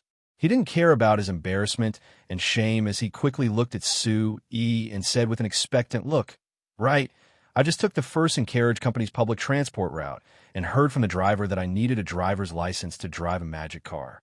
So I came to ask, Chairman Sue, why don't you open the driver's license test? I feel that this magic car is very promising, and there will be many people who need a driver's license in the future. Sue, he looked at him with a bit of surprise. You just heard the driver talk about it and decided to take the driver's license test. Because I feel that the magic car will replace all horse carriages, so it's better to take the driver's license test earlier than later. Mercado said with a nod. Sue, he revealed a smile and looked over Mercado again. He thought that this fellow who had been hysterical just now actually had some foresight. It will definitely be opened, but because it's still in the early stages of preparation, there are many things that haven't been done yet, so it can't be open for now. So he explained, if you really want to take the test, you can pay attention to the information that our new flyer releases. Although it was the same answer, Mercado, of course, didn't dare shout at Sue. He could only give an honest "oh" before asking without giving up. Then Chairman Sue, when will the magic car be sold to us normal people? Sue asked back in an interested voice, what are you planning on buying the magic car for? Mercado scratched his head and said in an embarrassed voice, I just took a ride in the medium-sized magic car. I felt that this thing was fast and it was comfortable to sit in, so it would be more popular for long-distance trips. So I was thinking, look, there are many places that the First and Carriage Company's public transport can't reach. If there was a medium-sized magic car that could take them to those places and they could set off at any time, it would definitely be very popular. Sue looked at Mercado in surprise. If he didn't understand wrong, this Mercado actually wanted to buy a medium-sized magic car to use as a taxi. This fellow didn't seem like anything special, but he never thought that his business mind would be this good. He was actually a step ahead of everyone and thought of the concept of taxi. Seeing the strange expression on Sue Yi's face, Mercado thought that he had said something wrong, so he revealed an awkward smile. Chairman Sue, do you think that my idea is funny? No, it's not funny at all. Sue quickly shook his head. It should be said that I very much appreciate your idea, but if it's just one, that would be too stingy. How about this? You can go to the First and Carriage Company to find Chairman Pompey and say that I'm the one who recommended you. I think that Chairman Pompey will be very interested in your idea and will be very happy to discuss it with you. Seeing that Sue really took a piece of paper from the receptionist and wrote a simple recommendation letter, Mercado was so excited that his heart almost exploded. Chairman Sue was actually recommending him to the First and Carriage Company's Chairman Pompey. He even said that Chairman Pompey would definitely be interested in his idea. That's great. Mercado actually had a day like this. If I can form a relationship with important people like Chairman Sue and Chairman Pompey, I'll definitely be rich in the future. Sue put his personal seal on the letter and gave it to the excited Mercado who didn't know what to do. He patted his shoulder and had the guard on the side send him out before returning to the group of people who had been waiting for a long time. Sorry, it took a bit of time because of a small matter. Sue said to everyone with a smile. It's nothing. The Serene Chamber of Commerce's Chairman Rank waved his hand with a smile. We can see Chairman Sue's magnanimity through this small matter. This fellow clearly needs to be chased out, but you're actually willing to listen to his ideas, help him with his plans, and even introduce him to Chairman Pompey. This really is admirable. That's right. Although I always thought that Chairman Sue was a magnanimous person who didn't care about trifles, I never thought that Chairman Sue's mind would be this open. He's even willing to talk to this kind of person. I can't help admiring him. The Armani Chamber of Commerce's Chairman Vincent also agreed. Even the Fulcao Chamber of Commerce's Chairman Morgan, who didn't have a good relationship with Sue, gave a nod and praised. Indeed, I can't compare to Chairman Sue's mind. I think he won't make us old fellows' faces look bad. Don't you think so, Chairman Sue? Sue looked over the three of them and gave a cold laugh in his heart.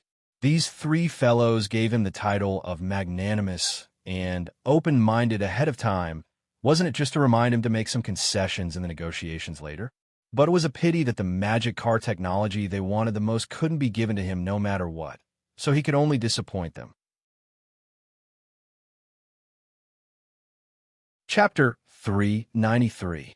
When he was facing the other three chairmen in the conference room, Su-yi didn't say anything that was set in stone. It isn't impossible to transfer the magic car technology, but it isn't now.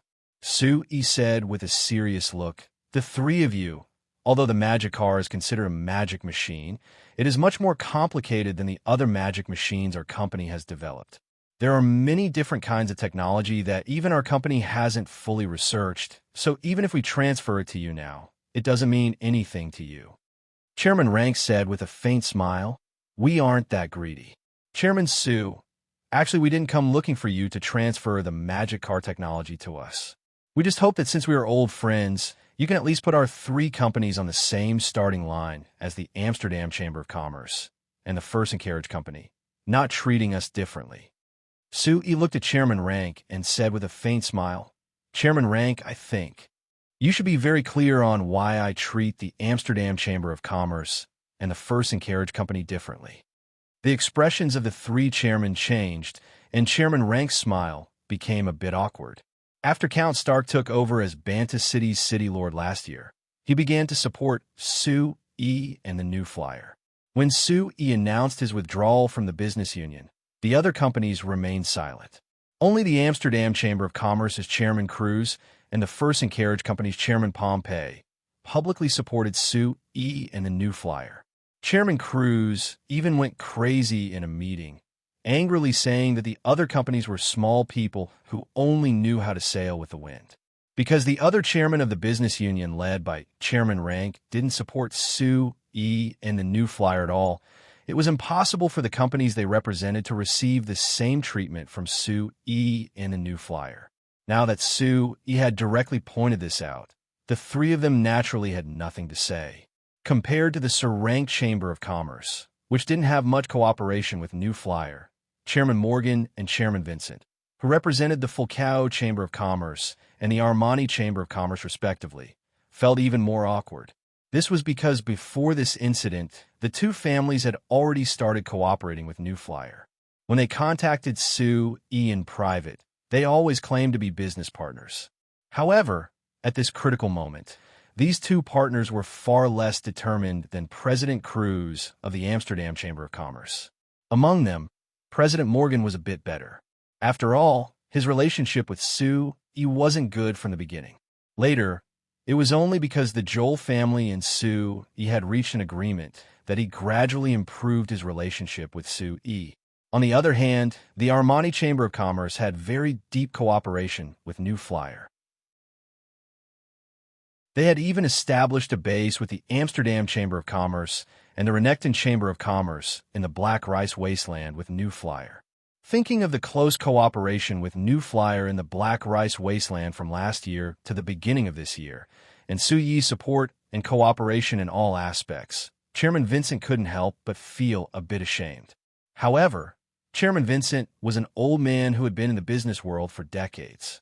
He recovered after a moment and used this point to say to Su-yi, Chairman Su, we were indeed wrong in the past, but the past is in the past. But what's done is done. We're still working well with each other, aren't we?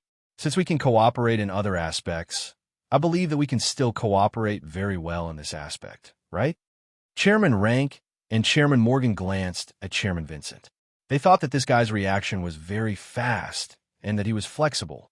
However, things in the business world were always like this. There were only eternal benefits. Friends and enemies were all decided based on the situation. Back when the Fulcao Chamber of Commerce and New Flyer were fighting over the mine, Chairman Morgan and Su-yi looked like life and death enemies. Afterwards, the Joel family and Su-yi reached an agreement, and the relationship between the two quickly warmed up. Moreover, 2 months ago, the New Flyer and the Fulcao Chamber of Commerce cooperated to develop a non-ferrous metal mine and a non-ferrous metal smelting factory in Kramer City. Every time Chairman Morgan saw Su-yi, he was full of smiles and even had a trace of politeness. In comparison, Chairman Rank's attitude towards Su-yi had always been warm and had a trace of politeness. They weren't particularly close, but they weren't particularly against each other either. It basically hadn't changed. Yes, I agree with Chairman Vincent's words. But I'm very sorry, what I said just now was the truth.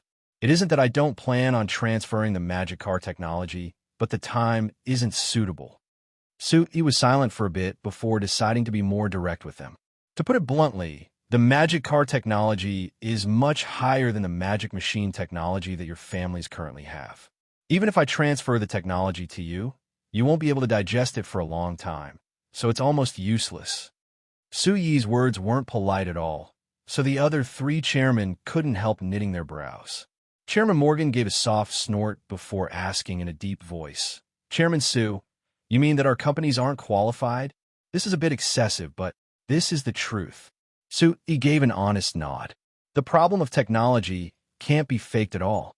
Your companies have already received the magic fan, magic kettle, and other magic machine technology from our company. So I believe that you should be clear that although these magic machines seem simple, the technology behind them is very deep. Even if they have the same materials and standards, there will be many differences, so the final product will have quite a bit of difference. The three chairmen were silent for a bit before they couldn't help nodding. Su Yi's words weren't wrong at all. Although, because New Flyer had publicly transferred the magic fan and magic kettle technology, other than New Flyer, there were over 10 companies that made magic fans and magic kettles in Bandit City. Because the Xinfei company had already agreed not to produce the magic kettle, there was no difference. But when it came to the magic fan, even if they had the same technology and standards, the magic fans of the other companies had a clear difference in quality and performance compared to the Xinfei magic fan. Although this difference was much smaller this summer compared to last summer, it was still very clear. So when summer came this year, the magic fans of the large companies began to be sold. It was still the Xinfei magic fan that took most of the market. As for the magic fans of the other companies, they had to choose to sell them at a low price or ship them to other cities to be sold, avoiding direct competition with the Xinfei magic fan. The three chairmen came to discuss this with Su Yi not because they thought that Su Yi would agree to transfer the magic car technology. Rather, it was because the magic cars that New Flyer was currently producing were all sold to the First and Carriage Company, so they had some opinions about this. But they never thought that Chairman Rank's reminder to Su Yi would make Su Yi extend the topic this far. As for the problem of technology, because New Flyer had an absolute monopoly in this area, the three of them had no way of arguing with Su Yi on this. Moreover, based on Su Yi's tone, he didn't deny transferring the magic car technology in the future, which was enough to satisfy the three of them. So the three of them were silent for a bit before looking at each other. Chairman Rank gave a cough and revealed a smile, bringing the topic back to their main goal in looking for Su Yi. "Chairman Su, since you're not willing to transfer the technology, of course we can't force you. But we want to buy the magic cars you produce. That isn't too much, right?" Chairman Rank said, "I understand your need for the transport magic car, but it's a pity that I can't help you." Su Yi spread his hands and helplessly replied, "Why?" Chairman Morgan frowned. Chairman Morgan knit his brows. "Could it be that you still can't decide who to sell the magic cars to? To be honest, if possible, I want to sell the magic cars to as many people as possible. But there's a very important problem that restricts this, which is that our company's production capacity isn't enough," Su Yi said with a bitter smile. "Based on last month's statistics, we only produced 2,000 transport magic cars, and the First and Carriage Company only has less than 200 medium-sized passenger magic cars. It's already hard enough to satisfy the First and Carriage Company's request, so how could we sell all of them? So, why are you only willing to sell to the First and Carriage Company and not sell a bit to our companies?" Chairman Morgan directly asked. It's because our company's production capacity isn't enough, so I hope that we can use the limited magic cars in the places that need them the most. As for the other needs, we can only push them back." "You mean that the First and Carriage Company needs these magic cars more than us?" Chairman Morgan deeply knit his brows. Chairman Morgan knit his brows. "Based on what?" "Because the First and Carriage Company is a logistics company and you aren't." Su Yi also directly replied, "Logistics company? What does that mean?" The three were surprised. Su Yi revealed a smile and patiently explained the concept of logistics to the three of them. Then he explained the logistics plan of the Lampari Kingdom that he had discussed with Chairman Pompey. In short, I think that for things like logistics, it's more efficient to give it to a company that specializes in this business. It can save a lot of manpower and energy for us companies, allowing us to focus on our core business, so this is actually a good thing. Sue, he said, but it doesn't save money, does it? Chairman Morgan snorted. Chairman Morgan gave a heavy snort. I don't believe that the First and Carriage Company won't rely on this to make money, so wouldn't we have to pay more for this? Believe me, letting the First and Carriage Company transport the goods is much cheaper than transporting them yourself. Sue, he said with a smile. Moreover, I didn't say that we wouldn't sell magic cars in the future. If you aren't satisfied with the First and Carriage Company and want to buy your own transport fleet, you can buy it when the time comes. As for now, I'm very sorry that our company can't provide it. The three chairmen looked at each other before Chairman Morgan asked. Then Chairman Sue, when do you think your company will be able to sell magic cars in public? 3 months. Sue raised 3 fingers. In 3 months, we will be able to satisfy the initial needs of the First and Carriage Company, and then we can sell them in public. That's good. Chairman Morgan slapped the table. Chairman Morgan slapped the table. I'll give you an order now. Will you accept it? Sue revealed a faint smile. Of course. Our company produces magic cars to sell for money. How can we not accept orders? Chapter 394. 1,000 for the Sirac Chamber of Commerce, 1,000 for the Armani Chamber of Commerce, and 3,000 for the Fulcao Chamber of Commerce. Kennard looked at the order Sue gave him and raised a brow in surprise. Just follow the price and not give a discount? No discounts? This is too strange. Sir Chairman, they aren't even haggling over the price? Sue revealed a faint smile, because they know that they don't have the right to haggle over the price. Then again, how could we take the initiative to give a discount? That's true. Kennard laughed. Kennard gave a laugh. This magic car can only be produced by our company, so we don't need to consider the thoughts of these buyers. But speaking of discounts, Sir Chairman, there are many other companies that are using the summer to give discounts on household magic machines. Do you think we need to do this? You're the CEO of our company. What do you think? So he asked back.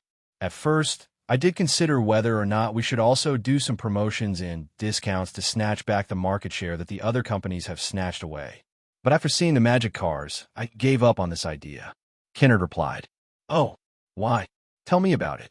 Because the transport capacity and speed of the transport magic cars far surpass horse carriages, as well as being much safer with the roads, we can easily transport goods to any place in the Lampari Kingdom. So it doesn't matter if we lose a part of the markets in Bana City and the surrounding cities. We can open new markets in other places. With the high quality and performance of our Shinfei brand magic machines, we can easily open this market. This idea is very correct. Sutney nodded with a faint smile. I discussed the logistics plan with Chairman Cruz and Chairman Pompey before. Our goal was to promote the flow of goods in the Lampari Kingdom, allowing the goods and manpower of each city to be easily transported to any city in the kingdom. Now that the times are different, we can't keep limiting our sights to the surrounding cities. Rather, we should look even further. Our new flyer wants to become a large company that can influence the entire Lampari Kingdom, but there's no future in Bana City. Therefore, Sir Chairman, I agree with your long-term plan. Kennard paused for a moment before continuing, but there is a problem. What is it? Kennard got up and walked to the large map of the Lampari Kingdom hanging on the wall of his office. He pointed at the various colored dots marked on the map with a solemn expression.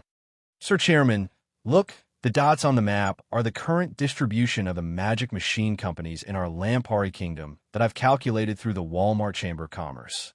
So he got up and walked over. He glanced at the map and nodded approvingly. Not bad. It's a lot more than last year. It seems like the magic machine industry is finally improving in our Lampari Kingdom. I'm very happy. Kennard gave a bitter laugh. Sir Chairman, the problem is that you're very happy. Oh, what do you mean? Kennard shook his head and pointed at the map as he said, according to the data, Most of the companies that produce magic machines have received a portion of the technology from our new flyer before directly producing them. I've had people collect many samples, and I've confirmed that most of the magic machines produced by these companies are far from being able to compare to our Shinfei brand magic machines. Is there a problem? Didn't you just say that with the high quality and performance of our Shinfei brand magic machines, we can easily open up in other places? Sui asked back in a confused voice. That's right, but Kennard looked at Sui with a helpless look. Sir Chairman, I understand that you really hope that the magic machine industry can develop on the Signs continent, and our Frestec Chamber of Commerce's development is only second to that. That's right. With the high quality and performance of our Shinfei brand magic machines, no matter where, we can easily beat those inferior magic machines. But like this, wouldn't we be suppressing the magic machine companies that are still in their infancy, going against your wishes? He looked at Kennard in surprise. He never thought that the CEO of a company that he trusted and had great foresight in his mind would have such a meticulous side to him. Thinking about it, he waved his hand with a smile and said, although I do hope that the magic machine industry can develop more, this doesn't conflict with developing our new flyer. If it's because the magic machines of these small companies are too inferior and can't resist the impact of our Shinfei brand magic machines, it isn't a pity at all. It just means that they aren't suited for it. Kennard hesitated a bit before asking, but they do represent the flames of hope that you mentioned before, right? Remember one thing, machinery is cold. Industry is heartless. For something like the machine industry, it can't be sloppy or inferior. If they don't have the ability to survive, we don't need to show them any mercy. Sui said with a serious look. If you think it's a pity, you can think about the other magic machine companies in our Banda City. Compared to the companies in other places, the companies in Banda City have developed while competing with our new flyer. Since our Banda City companies can do it, why can't they do it? Kennard was silent for a bit before giving a slight nod. I understand what you mean. Sir Chairman, then when our new flyer enters the other cities, we will treat them normally. It's like this. Sui looked over the map before saying with a smile. Other than that, I have to remind you, don't be too arrogant. There are many times when the quality of a product isn't proportional to its sales volume. There are many factors that determine it. Kennard laughed. Be assured, Sir Chairman, I have a deep impression of this when I was with the Walmart Chamber of Commerce. After saying this, Kennard's expression suddenly changed. He returned to his desk and looked over it for a bit before taking out a thick document. He turned to a page and handed it to Sui. Sui took the document and looked over the cover, finding that it had the words Sample Evaluation Report written on it. What is this? Didn't I just say that I had people bring back samples of the magic machines produced by the other companies in the kingdom? This is the evaluation report for those samples. Through this report, we can grasp the technology and product level of the other companies in the kingdom, making it easier for us to come up with countermeasures. Kennard explained. Sui gave a nod of praise. Very good, Kennard. You really are an outstanding CEO. After saying this, Sui opened the report again and saw that the page Kennard gave him was a product evaluation report for the Ankh Magic Chamber of Commerce. Ankh Magic Chamber of Commerce? Sui knit his brows to think. Isn't that the company that we cooperated with the Sorcerers Guild's chairman and put under his son Ankh Aaron's name? What? Is there a problem? Kennard's expression was a bit strange, Sir Chairman. When we tested the magic machines produced by the other companies in the kingdom, we found that there were some companies that had a good grasp of the technology we transferred, so the quality and performance of the magic machines they produced were all quite good. This is very normal. Look at the Ireland brand magic fan that the Ireland Chamber of Commerce released last Sunday. Whether it is quality or performance, it is already comparable to our Shinfei brand magic fan. Sui said with a satisfied nod. This is the result that I'm very happy to see. But when they tested the magic machines produced by the Ankh Magic Chamber of Commerce, Camby and the others found some problems. Kennard said with a bit of hesitation. Some problems? Sui instantly felt this was a bit strange. He looked down at the report in his hand and said in a confused voice The data isn't that different from our company's magic machines. This is very normal. What problem is there? Camby and the others have found that although the Ink Magic Chamber of Commerce's magic machines are a bit worse than our Frestec brand magic machines in terms of quality and performance, but in terms of their magic machines, there are many details that are exactly the same as our company's magic machines. He shook his head. We have a private agreement with Chairman Aaron, so it isn't strange for the Ink Magic Chamber of Commerce to have special treatment. No, Sir Chairman, although we did give the Ink Magic Chamber of Commerce special technical guidance under your orders, but the details that Camby and the others pointed out, there were many things that we didn't tell them at all. For example, the magic array bearing technology for our new generation magic fan. Because we had already applied for a patent, we didn't give it to the Ink Magic Chamber of Commerce. But on the magic fans produced by the Ink Magic Chamber of Commerce, we saw the use of this technology. Seeing the hesitation on Kennard's face, he was a bit surprised before immediately understanding. You mean, our technology has been leaked?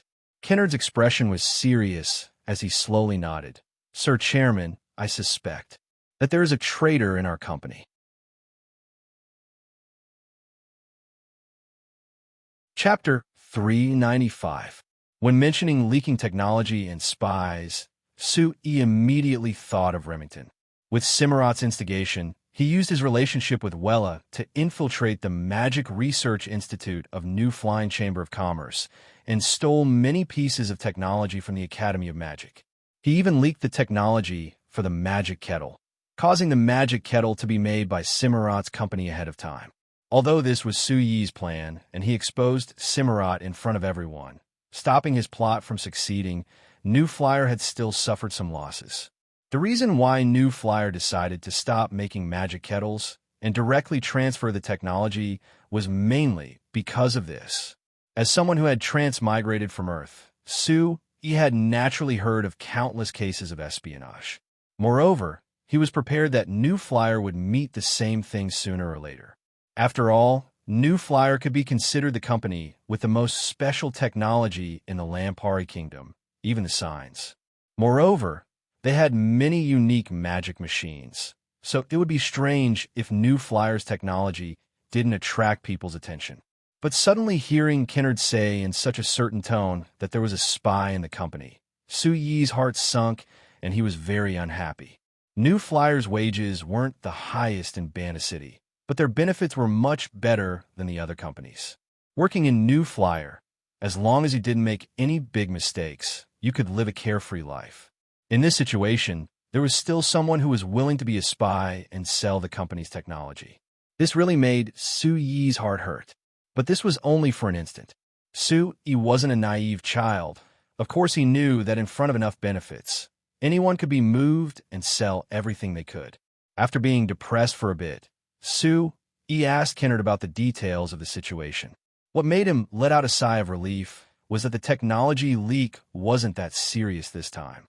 There were only some small details that were leaked, and the most important core technology wasn't seen in the magic machines of the Ink Magic Chamber of Commerce. Although it was possible that the Ink Magic Chamber of Commerce didn't use it for now, at least the current situation wasn't bad. Don't spread this matter for now. He considered it before saying to Kennard, find a chance to do a spot check in private.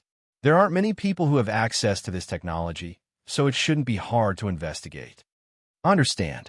Kennard gave a nod as his voice had a trace of anger. This guy actually dares to do such a thing under my nose. After I drag him out, I will definitely not forgive him. Seeing Kennard's expression, he revealed a smile and patted Kennard's shoulder. All right, you don't need to care that much. You are the CEO of our company. So, through this matter, the first thing you need to do is to adjust our company's security measures and try to avoid this kind of thing from happening again. I will seriously consider this. Kennard gave a strong nod. He revealed a faint smile and said a few more things to Kennard before leaving Kennard's office and heading to the Academy of Magic.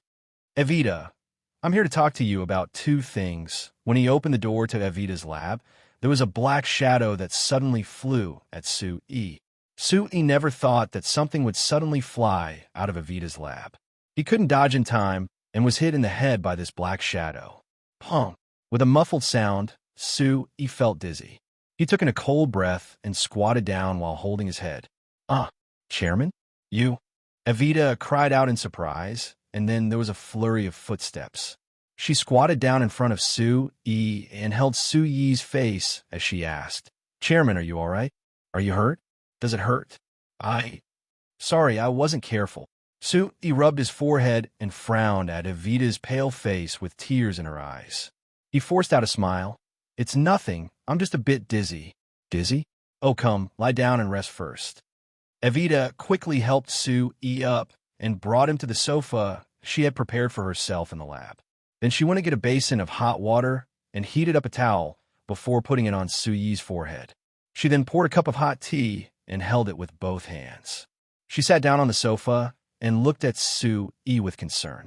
Actually, although he had suddenly been hit and Sui was a bit dizzy from being caught off guard, he had already recovered after a while. Seeing Evita's concerned and apologetic eyes, Sui waved his hand with a smile. All right, don't be so nervous. I'm fine now. Sui wanted to sit up from the sofa, but was pushed down by Evita. However, she was holding the teacup in her hand and wanted to reach out in a panic to grab Sui. But she found that if she moved, it was very likely that the entire cup of tea would fall onto Sui. Evita panicked and quickly reached out her left hand that was holding the teacup. But because she was prepared to use her right hand to grab Sui, she lost her balance in her panic, and her entire body fell down. Pop! The teacup fell to the ground and shattered into countless pieces. The boiling hot tea flowed all over the floor, but the entire room fell into a dead silence. Feeling the gentle touch on his lips, Sui opened his eyes wide in disbelief. He had only seen such a melodramatic thing in cartoons on Earth.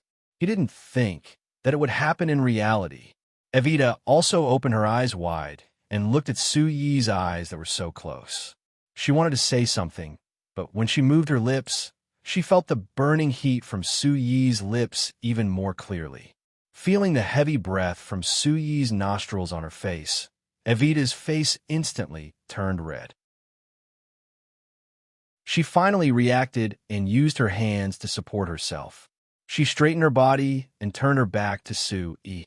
It was as if her entire body was stiff. She must have moved, but she couldn't stop trembling. Sui touched his lips and recalled the feeling just now. Looking at Evita's trembling back, he couldn't help but smile bitterly. He never thought that this kind of accident would happen to him and Evita.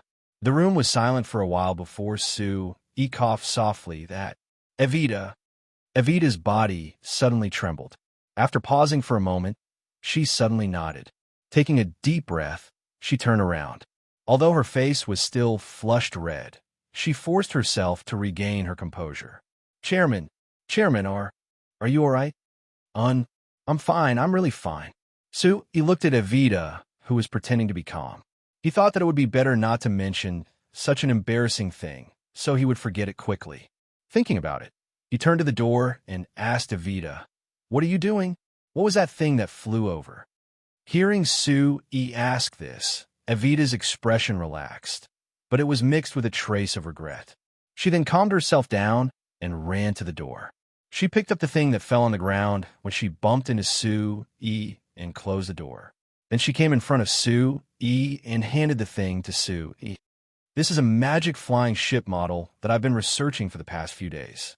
Please take a look. Magic flying ship. Sui was stunned as he took the thing from Evita's hands. It looked like a ship and was only a bit longer than his hand. It should be made of plastic. Looking at it carefully, he found a small magic array in the middle of the model. This is wind controlling array, and it's the wind controlling formation. Speaking of research, Evita's expression gradually returned to her normal calmness. Look, as long as you inject magic, this magic flying ship model can float. Evita extended her slender index finger and lightly tapped on the magic flying ship model, injecting a trace of magic into the magic array. A faint green light flashed, and Sui immediately felt the magic flying ship model in his hand lose its weight and slowly float up from his hand. Seeing the magic flying ship model slowly float in the air, he suddenly thought of the feeling he had when he first came into contact with magic after transmigrating to this world. In this world, flying was actually quite easy. Evita, you're researching this thing. Could it be that you want to develop a real magic flying ship? Sui asked. That's right.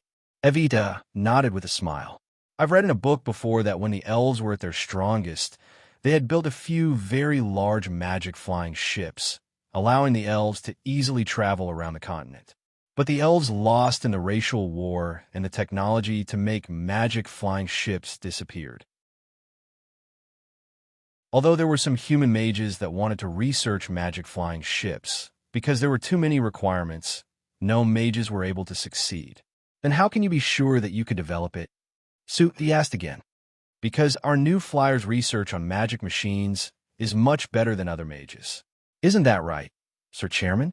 Seeing Evita's playful smile, he couldn't help laughing.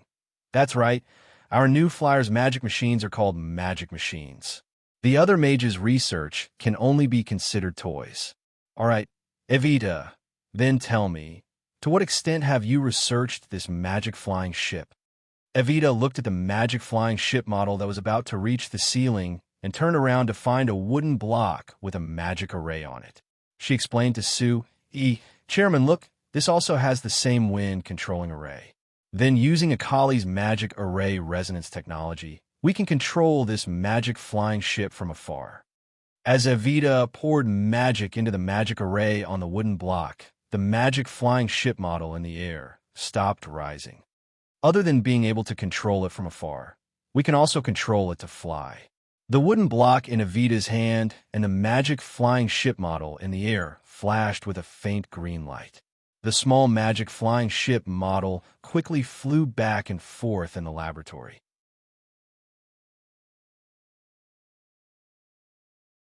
Chapter 396. Seeing the magic airship flying above his head, he couldn't help feeling a bit emotional. This world really was different from Earth. With the existence of magic, there were many things that were much simpler to develop compared to the industrial machines on Earth.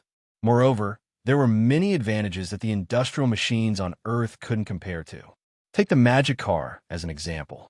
Although it took a long time to develop the engine, because of the power of magic, the magic car that was developed now was much better than the cars on Earth. Because it only used magic crystals and didn't use gasoline, it didn't create any pollution and didn't need to worry about emissions at all. At the same time, the energy efficiency of the magic car was very high. As long as it was a refined magic crystal, it could be completely used and there wouldn't be any impurities. This made the consumption of the magic engine very small and greatly increased its lifespan. Of course, there were disadvantages. Compared to the cars on Earth, the magic car with the wind magic engine didn't have enough power, so the speed of the magic car couldn't compare to that of a car. If it had to be compared, it was around the same as an electric car. But the development of the magic engine had just begun. He was confident that he could gradually increase the output of the magic engine and steadily increase the speed of the magic car. This was just the advantage of magic in a magic car. If it was the magic airship in front of him, compared to the airplanes on Earth, the advantage was even greater.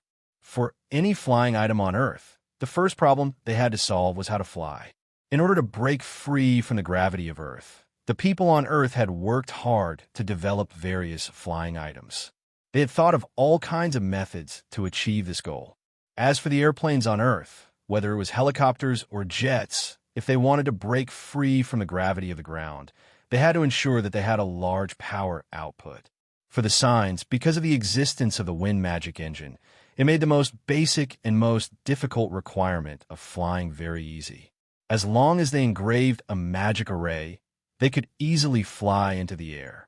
Adding in the magic array resonance technology that Akali had developed, they could easily control it from a distance. Although Evita's magic spaceship model was only comparable to the model airplanes on Earth, it represented a very feasible research direction. Evita didn't pour much magic into the wind controlling array on the magic flying ship model. After flying a few circles in the air, Evita took it back. Sui took the magic airship model from Evita's hand and carefully looked it over. He found that this model was indeed very simple. It was just a simple plastic model. Evita had only engraved a wind-controlling array on it and didn't add any other parts to it. Evita, do you have confidence in developing a magic flying ship that can carry a normal person into the air? Sui asked after some thought. Of course. Evita revealed a confident smile. Why else would I create this model? All right, I'll now officially approve the Academy of Magic's establishment of the Magic Spaceship Research Project, and you'll be the person in charge of the project. I'll use my status as the chairman to approve this project with second-level priority. You can use any resources in the company. Second-level priority? Evita looked at Sui with a face of pleasant surprise. Great. Chairman, I didn't think you would place so much importance on this. Of course, Sui said with a faint smile. Being able to fly into the sky isn't hard for us magicians, but for millions of normal people, this is their dream. How could I not place importance on a magic flying ship with such great significance? Evita smiled as she took the magic flying ship model from Sui's hands. She carefully placed it back on the experiment table and let out a long sigh. I was worried that this research project would be unnecessary, but now that I've received the chairman's approval, I'm relieved. Sui couldn't help laughing. Didn't I tell you many times that you can boldly try any research related to magic machines? I'll support all. Moreover, this magic flying ship research is very promising. So what are you worried about? I'm worried about wasting money. Perhaps Evita was too happy as she stuck out her tongue at Sui and revealed a rare naughty smile.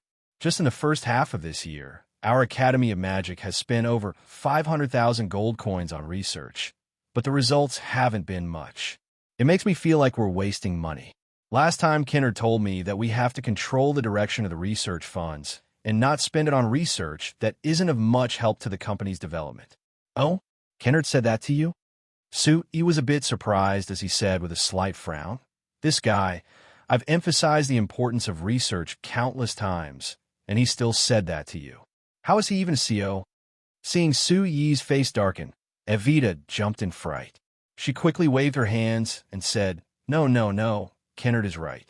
Our Academy of Magic has been spending too much on some unnecessary research projects recently. I've been planning on investigating during this time and getting rid of those unnecessary projects. No matter what, the research funds provided by the company can't be wasted. It's good that you have this idea, but Evita, you have to listen to me on this. Sui said with a serious look. No matter what kind of research it is, as long as it can promote the development of the magic machine industry, it's worth it no matter how much money is spent. If Kennard comes looking for you again, just tell him that this is my idea. Investing in the Academy of Magic and a Magic Machine Development Center, not to mention 500,000 gold coins, even 1,000,000 gold coins isn't too much. Seeing Sui's determined expression, Evita opened her mouth, but she didn't say anything in the end and just nodded in agreement. Sui's expression relaxed, and he said with a smile, All right, it isn't good to let you talk to Kennard, so I'll go talk to him. Evita, your idea is right. You're the chief of the Academy of Magic, so you have to have a clear idea of the Academy of Magic's research projects. As for how to determine which projects are useful and which projects aren't, I trust your judgment. But there are many times when I can't even determine it myself. Evita muttered in a low voice. That's very simple. If there's something you can't determine, just leave it to me. Sui said with a faint smile. Evita, there's something I've always wanted to say to you. Since you're the chief of the Academy of Magic, you have to act like a chief. Your personality is too gentle, so you're not strict with the researchers under you, which isn't a good thing. Evita looked at Sui in a daze. With her intelligence, naturally she could hear the hidden meaning in Sui's words. Sui gave her a general explanation of what Kennard had mentioned about the Ankh Magic Chamber of Commerce, and Evita's expression changed after hearing this. Chairman, are you suspecting the researchers of our Academy of Magic? Sui shook his head. I don't suspect them for now, because if there were researchers who betrayed the company, the technology we leaked definitely wouldn't be something unrelated to the core technology. I mention this to you because I hope that Evita can secretly observe if there are any researchers who would unintentionally reveal some information that would be used by other companies. Evita bit her lip and said with an ashamed look, Chairman, it's my fault. I didn't manage the Academy of Magic well. This isn't related to you. He waved his hand and said, Moreover, based on the current situation, the losses aren't that big of a deal. I just hope that this matter can be used as a warning to the researchers under me. It can be considered a reminder, telling them the importance of keeping secrets. After all, they have signed a confidentiality agreement with the company, so if there really is a problem, whether it is them or the company, they aren't willing to see it. Evita gave a strong nod. All right, I will. Of course, don't make this matter public. Just pretend to inadvertently remind them. He said, I know what to do. He revealed a smile and didn't say anything else. Although Evita wasn't that old, she had a calm personality and was cautious when doing things. He believed that she had the ability to take care of this matter. Moreover, in the end, the Magic Research Institute of New Flying Chamber of Commerce wasn't that big yet, so it was relatively easy to control. This matter could be considered a small test for Evita from Sui. Right? Chairman, didn't you say that you wanted to tell me 2 things when you came in? Other than this, what else is there? Evita asked. After being hit by her magic airship, I almost forgot. He said with a smile. Evita looked at the magic airship model on the test bench and thought of how panicked she was after Sui was hit. Then she thought of the embarrassing things that happened after that, and her face instantly turned 2 blushes.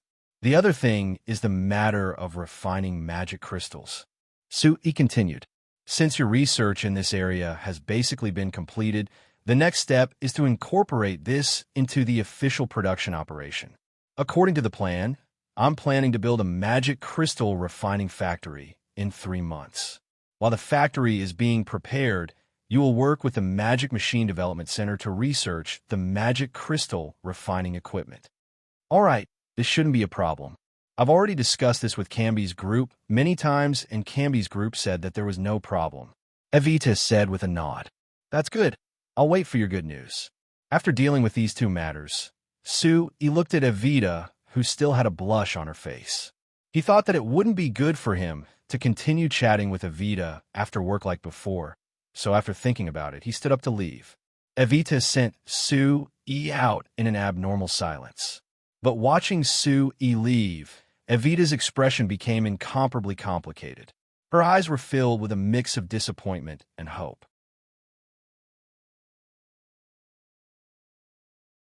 Chapter 397. After leaving the Academy of Magic, Sui went around the various factories in the Falling Rain Valley, mainly looking at the tire processing factory. Because of the appearance of the magic car, the tire processing factory had developed new tires for the magic car. Because there was a large demand for magic cars, there was also a large demand for magic car tires. Adding in the fact that the tire processing factory still had a backlog of orders for horse carriage tires, and the bicycle factory needed a large amount of bicycle tires. The work of the tire processing factory was very heavy. The workers of the factory had been working overtime every day for over a month now. But it was different from the workers of the factories on Earth who complained about working overtime. The workers of the tire processing factory welcomed working overtime very much. Because compared to normal working hours, the overtime pay was much higher. So including the overtime pay, the workers of the tire processing factory received double their normal monthly wage. The most workers received close to 40 gold coins just last month. For most of the workers who could only work as farmers before, this was something that they couldn't even earn in a year before. With the encouragement of money, their enthusiasm for work was very high. Moreover, if they worked overtime at the factory at night, they could enjoy the free dinner and snacks provided by the company. It had to be known, Sui was very willing to spend money on the welfare of the workers.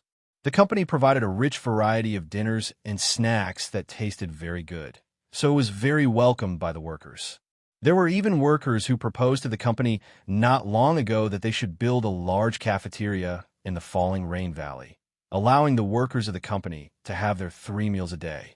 At worst, The cost of the meals would be deducted from their wages, which was much better than having to eat at home every day. Kennard attached great importance to this proposal. After it was given to Sue E to review, it was immediately approved by Sue E. New Flyer had already chosen a place in the center of the falling rain valley, planning to build a large cafeteria for the company, preparing to solve this problem. Sue E's prestige in New Flyer was extremely high. When he came to the tire factory to inspect the work of the workers, it immediately made the workers who were working hard as if they had been injected with chicken blood. They worked even harder. Seeing this situation, Sue E didn't want to stay any longer. After looking around for a while, he pulled over the supervisor of the tire factory and explained the safety issues and the rest of the workers. His gaze swept across the remaining 100 elven workers and left. The image of the 100 elven workers working hard flashed across his mind.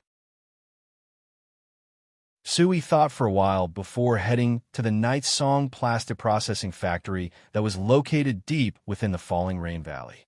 Night Song's plastic processing plant was no less busy than the tire processing plant. New Flyer had received an order for 1,000 medium-sized magic passenger cars from the First and Carriage Company. Each medium-sized magic passenger car needed 13 plastic seats, which was a total of 13,000 plastic seats. Sue, he had given all these things to the Night Song plastic factory to make. Just completing this order was enough for the Night Song plastic factory to be busy for a long time. Not to mention that the Night Song tribe's plastic processing factory was gradually becoming famous in Banna City and the surrounding cities. Now, many people found that plastic could replace many things and it was cheaper to use. So the Night Song tribe's plastic processing factory gradually received more and more orders, making the elves very busy. Walking into the Night Song tribe's plastic processing factory, he saw that even the factory manager Amelud was at the front line, personally taking care of the packaging work. Sue, he couldn't help shaking his head and calling him to the side. "Chairman, do you need something?" Because of how busy he was, Amelud hadn't rested in a long time.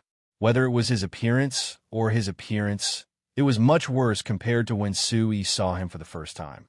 Sui looked at him before shaking his head. He pointed at the busy factory and said with a sigh, "Amelud, are you planning to keep going like this?" Amelud was surprised. What? Sui really wanted to hit him on the head to wake him up, but thinking that the elves were always this stubborn, he gave up on this idea. "Hey, Amelud, when Elder Alicia had you take care of this factory, what did she say to you?" Amelud looked at Sui in surprise. "The Elder just wanted me to properly manage the factory and make sure that the factory's production runs smoothly. Right? The Elder also said that if there was anything I didn't understand, I could ask the chairman for help." After saying this, Amelud seemed to have finally understood as he asked, "Chairman, do you feel that I'm not doing well? Please don't hesitate and just tell me." Sui gave a soft snort. "You still don't understand what I mean? Look at the factory. If it keeps going like this, do you think that you and your clansmen will have any free time?" "No." Amelud honestly shook his head. "But Chairman, the work is so heavy that I can't do anything about it. You can't think of a way to improve this situation?" Sui asked in a voice filled with disappointment. "I won't say that you can actually cancel some unimportant orders, because I know that you definitely don't want to do that. Yes, these orders were won by Delil with great difficulty. How can I let her down?" Amelud nodded. Sui couldn't help but roll his eyes. "That's why I'm too lazy to talk about this. The problem now is that you can't cancel the orders and reduce the workload, but you can find a way to improve your work efficiency. Look at how messy the factory is now. With such low efficiency, of course you won't have any free time." "Is that so?" Amelud looked at his clansmen who were busy in the factory. He didn't think that it was as messy as Sui said. "You don't believe me?" Sui glared at Amelud. "If you don't believe me, you can go to the other factories in the Falling Rain Valley and see how they arrange their work. Are they more efficient than you?" Amelud smiled embarrassedly and said, "President, I don't have much time to visit other factories, and I feel that it's not appropriate to do this. After all, our plastic processing factory belongs to the elves, and it's different from your human factories." "Not the same, my ass." Sui couldn't help but curse. It's the same factory. How can it be different? Are you looking down on human factories? But if we talk about efficiency, the other factories in the Falling Rain Valley are much better than yours. Do you believe me? Amelud's expression became more awkward, and he smiled bitterly. I believe you. But Chairman, I feel that our elven factories can't use the same model as your human factories. After all, this place is full of elves. Hearing this answer, he couldn't help but sigh and shook his head. Do you believe that Elder Alicia would be angry to death if she heard this? The reason why the Elder agreed to cooperate with me to open this factory is to let you have more contact with us humans and learn the advantages of us humans. But what are you doing now? You leave your clansmen in this factory to do some boring work every day, but refuse to have contact with us humans. Isn't this completely forgetting the Elder's expectations and putting the cart before the horse? Amelud frowned and thought for a while before sincerely saying, Chairman, you're right. I was only thinking about how to manage the factory and forgot what the Elder told me. Can you tell me what to do? I can't give you any pointers. Seeing Amelud honestly admit his mistake, Su Yi's anger disappeared. He waved his hand and said, the suggestion I can give is for you to think of a way to improve the factory's management and increase the efficiency. This will give you and your clansmen more time to interact with the humans and dwarves in the valley. Then, Chairman, how should I improve the efficiency? Amelud asked. How about this? It's good that Vice Chairman Hines is back, and he has a lot of experience in this aspect. You can go to Bannis City tomorrow and ask him for advice, or you can invite him to the factory to give you some pointers. With him helping you, I believe that you can quickly change the current situation. He said. Other than that, I want to have a good talk with Delil. I want her to understand that this isn't the time for your factory to become famous, so you don't need to accept all orders. Actually, there are some simple businesses that you can learn from me and give them to small companies. Are you talking about small companies like the Ireland Chamber of Commerce that are in charge of making magic machine parts? But most of the plastic products we make are finished products. I'm afraid we can't do this, right? That will depend on you to consider. I won't care that much about you. He said with a shrug. Elder Alicia had you manage this factory in hopes of using your flexible mind, so you should think about it. Amelud thought about it before giving a nod. All right, I will seriously consider it. Many thanks for the chairman's pointers. He waved his hand and turned to look at the busy Night Song tribe elven workers in the factory. Thinking of the 100 elven workers he saw at the tire factory, he thought that the elves really weren't a flexible race. It was no wonder they were eliminated by history and replaced by humans. But this was also good. At least it proved that they couldn't pose any threat to humans. Like this, when he worked hard to integrate them into human life, he didn't need to worry that much.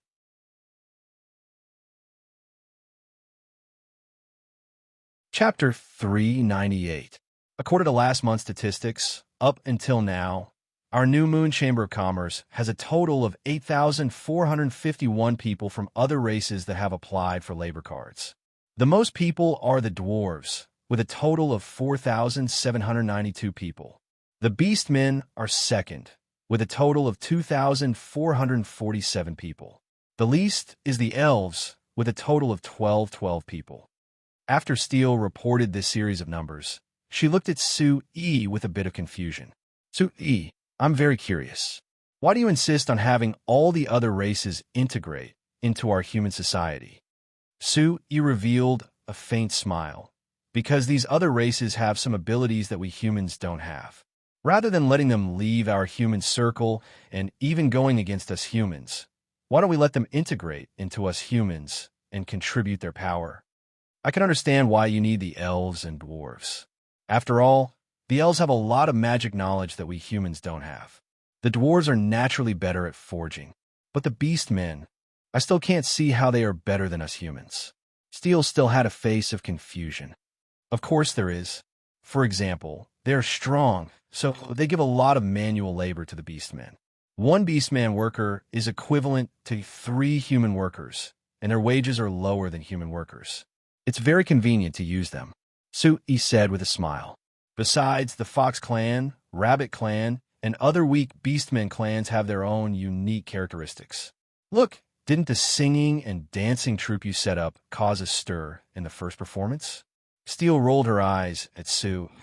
It's just that everyone is curious about these Beastmen girls. Also, the type of opera you mentioned is quite novel, so it's very popular. But these Beastmen girls themselves aren't that outstanding. The teacher who taught them dance has never been very satisfied with their learning ability. Then teach them patiently. So he shook his head. I just hope that these Beastmen girls can be a window for us humans to see the Beastmen, so that people won't be too against the Beastmen, so that it'll be easier to hire more Beastmen workers in the future.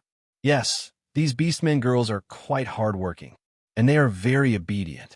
Basically, they will do whatever I tell them to do.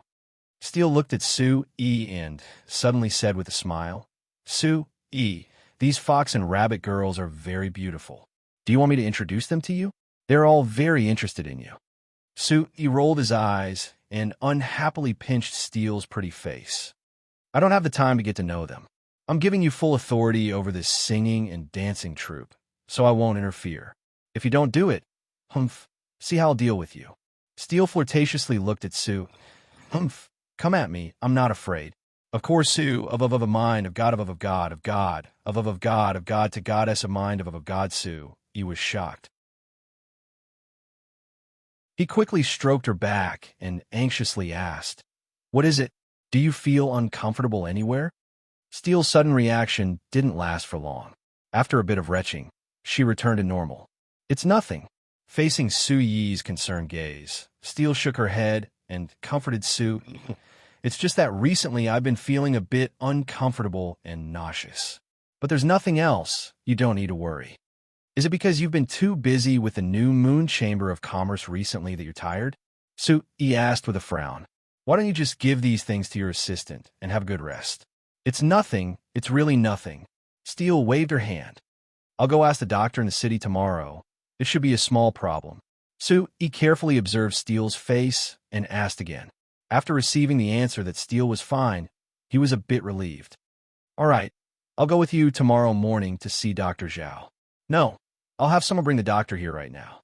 Sue E stood up and was about to go find someone to bring the best doctor from Banta City to the falling rain valley when two figures suddenly appeared at the door. It was Elder Agnes and Elder Alicia. Chairman, where are you going? Agnes looked at Sue Yi's anxious appearance in surprise as she asked this. Sue E looked at Elder Alicia with a bit of surprise before casually replying, Steele is sick. I was about to have someone bring a doctor from Banta City to take a look at her. Ah, Steele is sick? I'll go take a look. Agnes didn't say anything else and charged into the room. Elder Alicia said with a faint smile, Chairman Sue, if you don't mind, let me take a look at young Miss Steele. I've done some research on your human medicine before. Oh, Sue E blinked in surprise. You've actually studied our human medicine? We elves have lived for too long, so we have to find some things to do. Elder Alicia explained. Although my level can't compare to your human doctors, I still have a bit of confidence. Sue E had been in contact with Elder Alicia for a long time, so of course he knew that she wouldn't speak nonsense. Since she said she had confidence, it meant that her human medicine wasn't weak. After inviting Elder Alicia in, he found that Agnes kept asking Steele questions with a look of concern. Seeing this, Sue E couldn't help revealing a smile. Unknowingly, the relationship between Agnes and Steele had already become this harmonious. Elder Alicia came to Steele's side and had Steele reach out her hand. She opened her mouth and asked a few questions before her face suddenly filled with joy. She turned to look at Sue E and said with a look of pleasant surprise, Chairman Sue, congratulations. Congratulations? Sue E was stunned. What are you congratulating me for? Elder Alicia looked at Steele with a smile before replying to Sue, Young Miss Steele isn't sick. If I'm not wrong, she should be pregnant. Having descendants is, of course, something worth congratulating. Sue E was stunned. Agnes on the side excitedly held Steele's hands. Steele, this is great. You're actually pregnant. You're going to have a child. This is really great. Steele was also stunned at first, but she was a girl after all. When this happened on the first day, she had already guessed this and was mentally prepared, so she quickly reacted. Although she was also happy With her generous personality, she couldn't help blushing and feeling a bit shy. At this time, Sue-yi finally reacted. He looked at Steele in a daze for a while before looking at her belly. Steele is pregnant? That means I'm going to have my own child soon?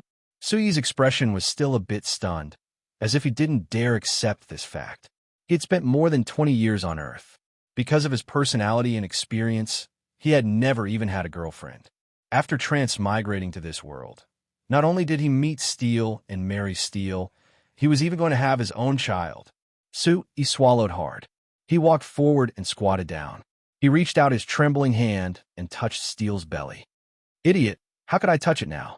Steele glared at Sue-yi and said in a coquettish voice. Sue-yi gave a silly laugh and scratched his head. He looked at Elder Alicia and asked, Elder Alicia, what should I do now? Elder Alicia gave a faint smile. You don't need to do anything special. Although the birth of a new life is something to be happy about, it will take a long time for it to grow. During this time, you just need to take care of young Miss Steele's body and let her give birth to this child smoothly. Sue-yi calmed himself down to think, and finally gradually recovered from his stunned state. All right, Steele, you don't have to worry about the new Moon Chamber of Commerce for now. Just rest at home. Sue-yi held Steele's hand and said seriously, right now, nothing is more important than this. Do you understand? Steele knitted her brows and shook her head. No, I don't agree. Although I understand the meaning of having a child, I don't want to stay at home all day doing nothing. I still have to work, but I will try not to tire myself out. Sue-yi also deeply knitted his brows. How can you do that? Pregnancy is the most dangerous time. If something happens... No, I don't want to become a useless person who does nothing. Steele firmly shook her head. Although the new Moon Chamber of Commerce was established because of your suggestion, I have invested a lot of effort and feelings into it. I won't give it up. No one is telling you to give it up. I just hope that you can rest for a while.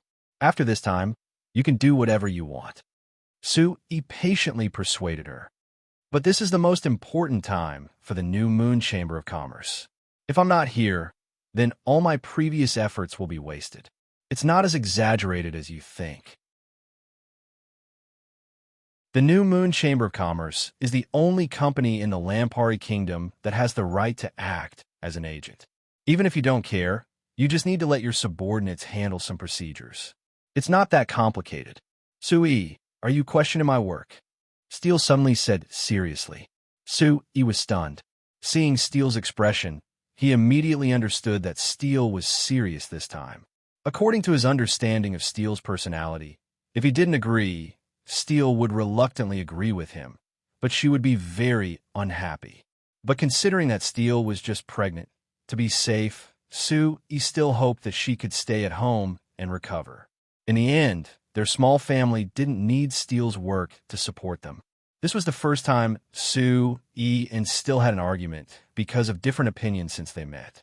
Seeing the unwilling and dissatisfied look on Steele's face, Sue-yi's rationality told him that if this continued, this conversation that was still at the level of an argument would quickly escalate to an argument. That was something that he definitely wasn't willing to see. After thinking about it, Sue-yi revealed a smile to Steele. He shook his head and said, "Why would I question your work? I'm just worried about your health." After saying this, he turned to Elder Alicia. Elder Alicia, what does Steele need to pay attention to right now? When Sue-yi and Steele were arguing, Elder Alicia and Agnes naturally couldn't express their opinions. Now that Sue-yi asked, Elder Alicia immediately revealed a smile. Chairman Sue, you're worrying too much. Although Miss Steele needs to take care of her body after being pregnant, the mother's body is not as weak as you think, so you don't need to worry too much. For Miss Steele, the most important thing right now is for her to be in a good mood. But, Miss Steele, the process of being pregnant is very complicated.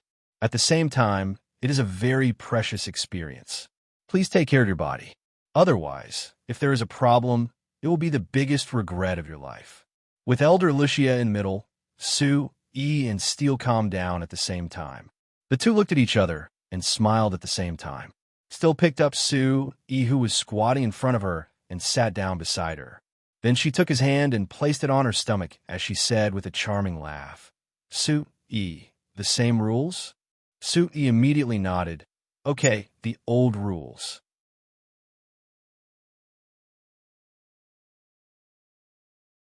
Chapter 399.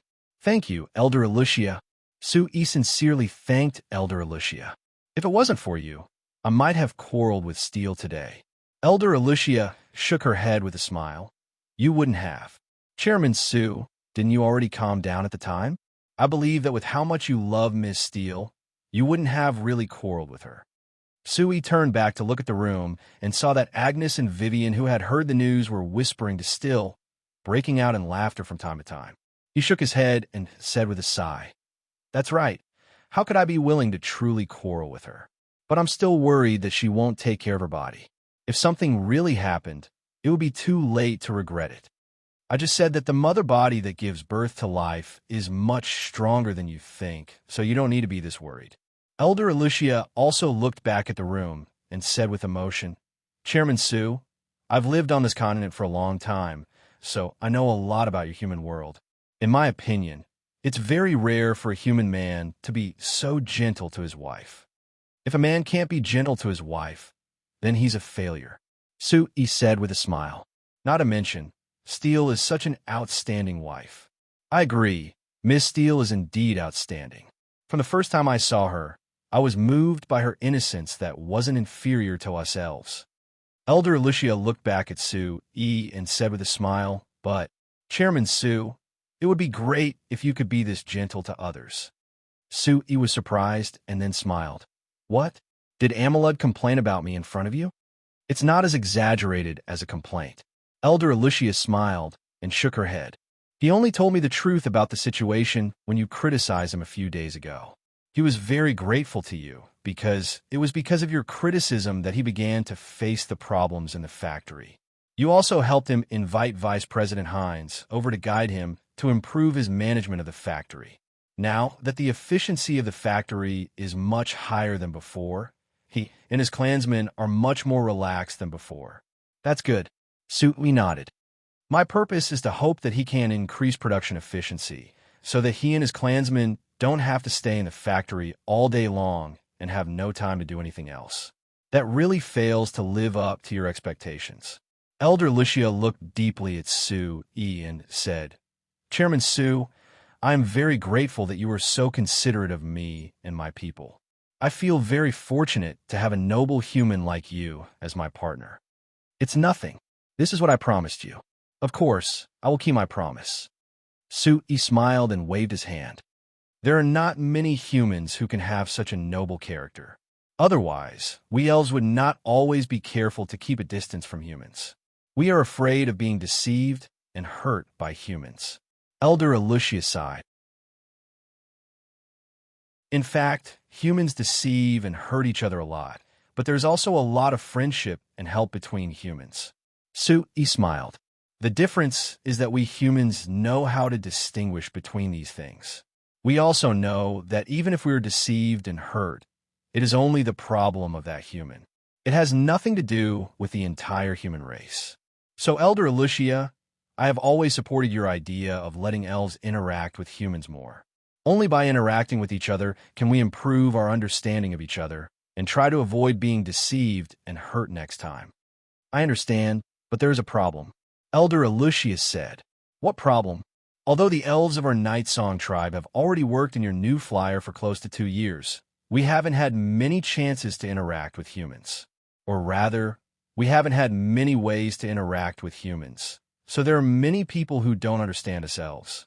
Our clansmen also haven't truly integrated into human society and have been accepted by humans." "You mean, you want to find another method to let the elves have more ways to interact with humans?" Suit-e asked. "Yes." Elder Alicia nodded. "Chairman Sue, I've heard from Agnes that young Miss Steele's new Moon Chamber of Commerce has established a singing and dancing troupe for young Beastmen girls. It is to show the other side of Beastmen to humans and change the impression humans have of Beastmen. Then do you think that we elves can also use a similar method to show the other side of us elves to humans? It would be great if this world had televisions. He muttered. After thinking about it, he said, Elder Alicia, I think you won't accept your clansmen singing and dancing in front of humans, right? I indeed don't want to. Elder Alicia nodded. My clansmen won't agree to this either. So, Chairman Sue, can I ask you to think a way for us? I know that your thoughts are very flexible, so you should have a good idea. You really think too highly of me. Sue gave a bitter laugh, but he still seriously thought about it. Elder Alicia being able to make this request to him already proved that she trusted him a lot. Otherwise, for this kind of matter that decided how the elves should show themselves to humans, something that could decide the future development of the elves, she definitely wouldn't have come to discuss it with him. Moreover, this also proved that Elder Alicia had decided to take another step forward in integrating the elves into human society. This was something that Sue was very happy to see. Suyi's mind flashed with all kinds of methods of advertising on Earth, but he found that there were very few that suited the elves. Moreover, if he wanted to achieve a long-term, positive, and stable effect, it would be even harder. Sue habitually walked around while thinking. After walking around a few times, he saw Steel in the room, and his heart suddenly skipped a beat. He turned back to Elder Alicia and revealed a smile. I have a way. ####. The news of Steele's pregnancy was only known by a few people at first, but in just a few days, it quickly spread. Even the Banta Times published a special report, spreading the news of Steele's pregnancy to all of Banta City and even to the surrounding cities. After learning that the Banta goddess in their hearts was not only married, she was even pregnant with a child. Banta City and the surrounding cities were filled with sighs and emotional sighs. But Steele and Sue had already been married for a year, so everyone's resentment towards Sue had already faded. After learning that Steele was pregnant, everyone gave their sincere blessings and all kinds of gifts to the two of them. A few days after the news was published in the Banta Times, whether it was the Falling Star Manor or the New Flyer headquarters in the Falling Rain Valley, they received all kinds of gifts from different people and places. Just the gifts received in the Starfall Manor alone were enough to fill up 2 large rooms. This didn't include the gifts that were too expensive and couldn't be placed in a room at all. For example, as soon as they learned of Steele's pregnancy, Chairman Cruz of the Amsterdam Chamber of Commerce bought a piece of land near the Falling Star Manor. He announced that he would use the best construction team to build the most luxurious manor on this land, giving it to Sue Yi's unborn child. Just this piece of land. Chairman Cruz had spent 230,000 gold coins to buy it. If they built the manor according to his standards, it would cost at least 200,000 gold coins. Adding it all together, the value of this gift was close to 450,000 gold coins. This really is too much. I can't compare to it at all. Hannes shook his head in shock. He touched his chest and took out a very beautiful card for Sue. Compared to this, my gift really is a bit too shabby. The gift isn't important. I'm already very happy that you came all the way from Anvilmar City. Sue didn't care that much as he took the card, but after looking over it, he was surprised. A lifetime free membership to the Sheldon Inn? Hey, I say, Hannes, are you planning on having me live at the Sheldon Inn? But this thing is useless to me, right? I didn't say it was for you. It's for your child. Can't you see that the name on the card is blank? Hannes pointed at the card and explained, this lifetime free membership card allows you to book 5 rooms at the Sheldon Inn for free. If your child goes to Anvilmar City in the future, you can book a room at the Sheldon Inn whenever you want. Well, he can go to Anvilmar City by himself. Why don't you just arrange a place for him to live? Why would he live in an inn? Hannes laughed. You don't understand, right? Young people will always have some things that they don't want us old people to know.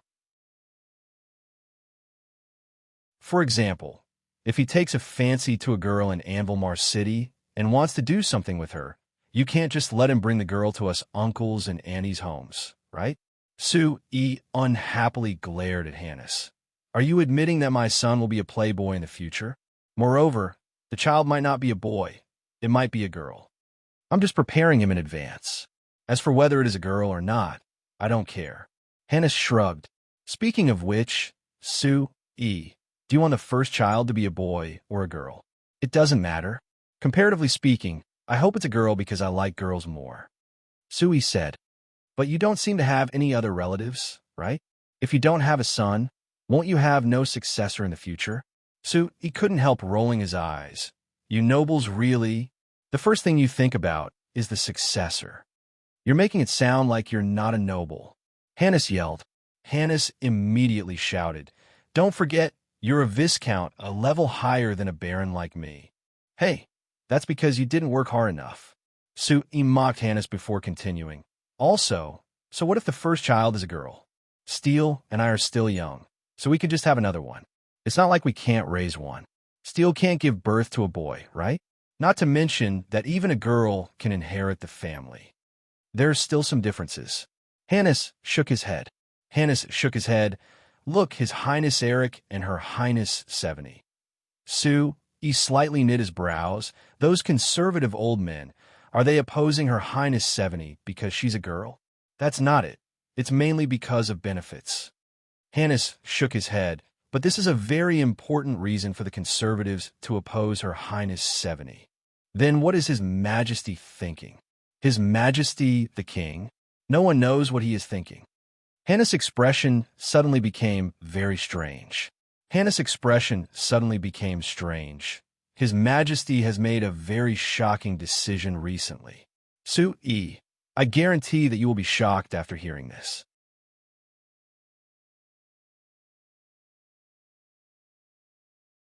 Chapter 400. Although Hannes told me ahead of time, seeing you really come, I'm still very surprised. He looked at 70 in a daze for a while, before he couldn't help shaking his head. What? Chairman Sue, you don't welcome me? 70 revealed a faint smile. Although her skin was a bit rough because she had been in the north for a while, her expression was still as warm and friendly as before. How could that be possible? He quickly denied it. Knowing that you were taking over as Bana City Lord, I was so happy that I almost jumped up. You can ask Hannes if you don't believe me. 70 laughed before shaking her head. There's no need to ask. I believe that you should welcome me very much. Otherwise, wouldn't it be wishful thinking for me to ask Royal Father to come to Bana City? After saying this, 70 found that her words were a bit ambiguous. She quickly gave a cough and paused before reaching her hand out to Sue. In short, Chairman Sue, I am now Bana City's new city lord, and you are the most important business leader in Bana City. I hope that we can cooperate well in the future. He couldn't help shaking his head with a smile. He reached out to shake 70's hand. Your Highness, don't you feel that saying this to me is a bit unnecessary? We haven't just worked together for a day or two. When you were here before, I said that if you were Banta City's city lord, it would be easier for us to work together. Now that this dream has come true, I'm very happy. 70 revealed a faint smile. Count Stark might not have any opinions about this. But Chairman Sue, don't forget, if Count Samo knew that you had this idea when he was the city lord, he would definitely be very dissatisfied with you. He laughed. How could Count Samo be such a stingy person? Then again, even if it was him, he would be very happy to see this situation, right? On a month and a half ago, when I finished my inspection in the north and left Seoul City, Count Samo told me about the situation in Banta City. He told me that he always had a bit of regret. If he could have stayed as Banta City's city lord for a bit longer, Banta City's development wouldn't have been hindered and delayed for this long. Now that I'm taking over as the city lord, I'm sure he'll be very happy to see that. Of course, if we're talking about the development of Bana City, Count Samo is deeper than anyone since he has been the city lord for over 10 years. Even now, when I talk to the people of Bana City, they can't forget Count Samo, even praising him as the best city lord in the history of Bana City. He said in a certain voice. Oh, saying this gives me a lot of pressure, 70 said with a smile. Compared to Count Samo, I really am much younger. Do you think the people of Bana City will accept me? Relax. The people of Bana City have a very simple request. They will support whoever can make their lives better. Even if we don't care about your identity as the princess, at least you wouldn't be more unpopular than Count Stark, right? Hearing Su Yi's evaluation of Count Stark, 70 was silent for a bit before shaking her head and saying with a sigh, Count Stark's abilities aren't bad, but his position dictates that he can only use the method he needs. Because he hasn't made any achievements in Banta City in the past year, I'm afraid that after he goes back, his days won't be good. He was a bit surprised. Won't it be good? Didn't he already take over as Lawrence City's city lord?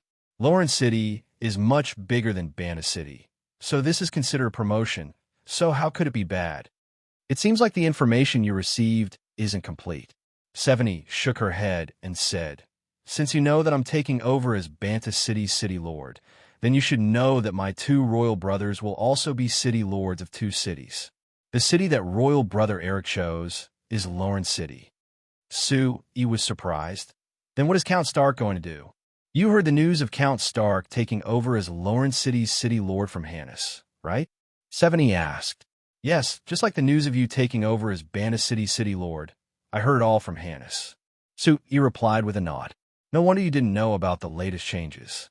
Actually, Count Stark taking over as Lawrence City's city lord was only a preliminary decision from the royal parliament. It wasn't the final decision. 3 days ago, royal brother Eric chose to take over as Lawrence City's city lord.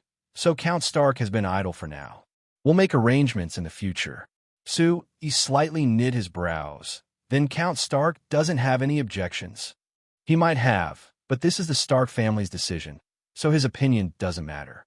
I think you should understand why the Stark family is doing this, right? 70 asked. He nodded with a bitter smile.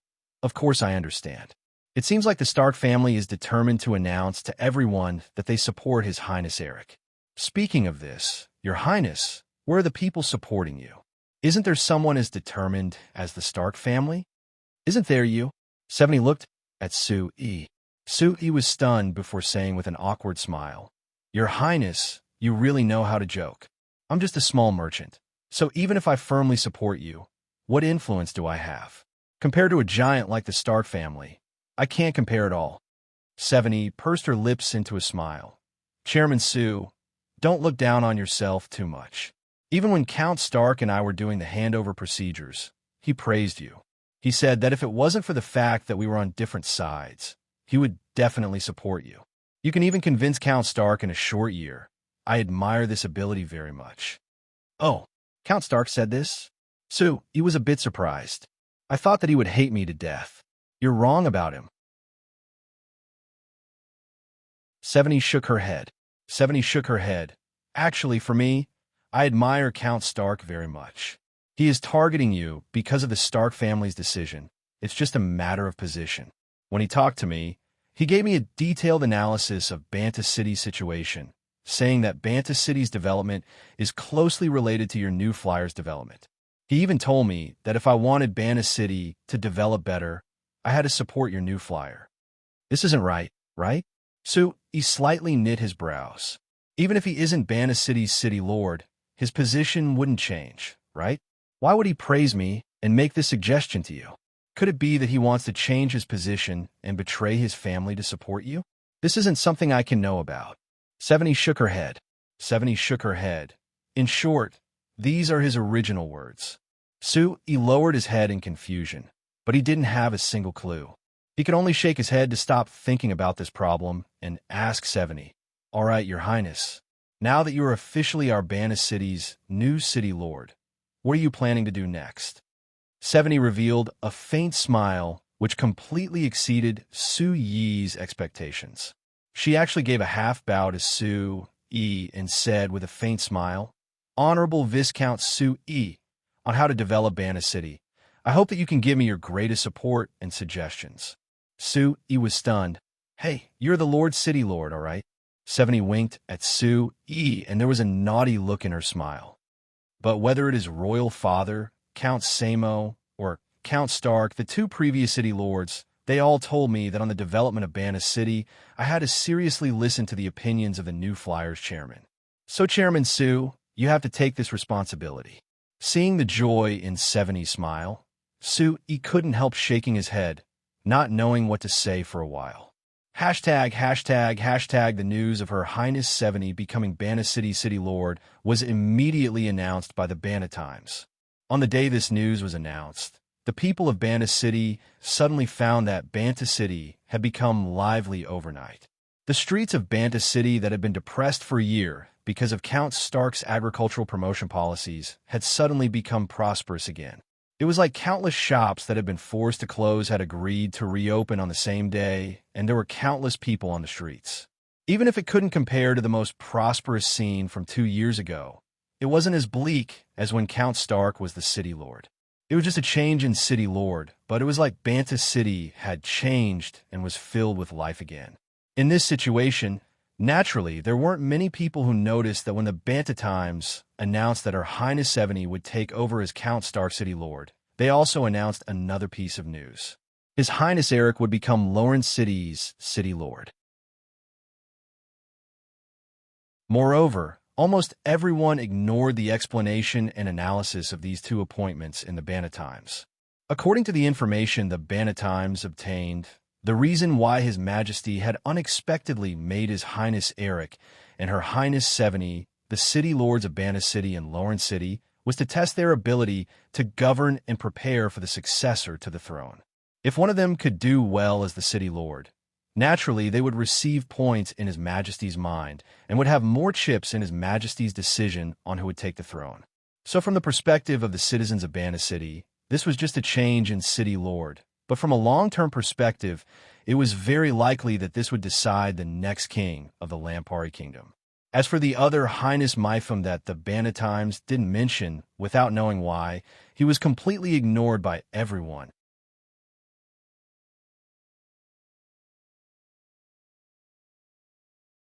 Chapter 401. Hello, Mr. Mercado. This is your driver's license. Please confirm it and put away. After taking the beautifully made driver's license from the beautiful receptionist of the new flyer, Mercado looked at his name and picture on the driver's license. He excitedly waved his hand and turned to run out of the office of the new flyer's Magic Car Driving Center. When he ran out the door, there was a person who came over. Mercado couldn't dodge in time and slammed into them. It was a good thing that Mercado's reaction was fast. He quickly twisted his body and moved to the side, but his shoulders still slammed into that person. Pump! With a muffled sound, Mercado found that the person he had bumped into seemed to be very light. He had only swayed a little, but the other person had been knocked back a few steps. He sat on the ground and let out a painful groan.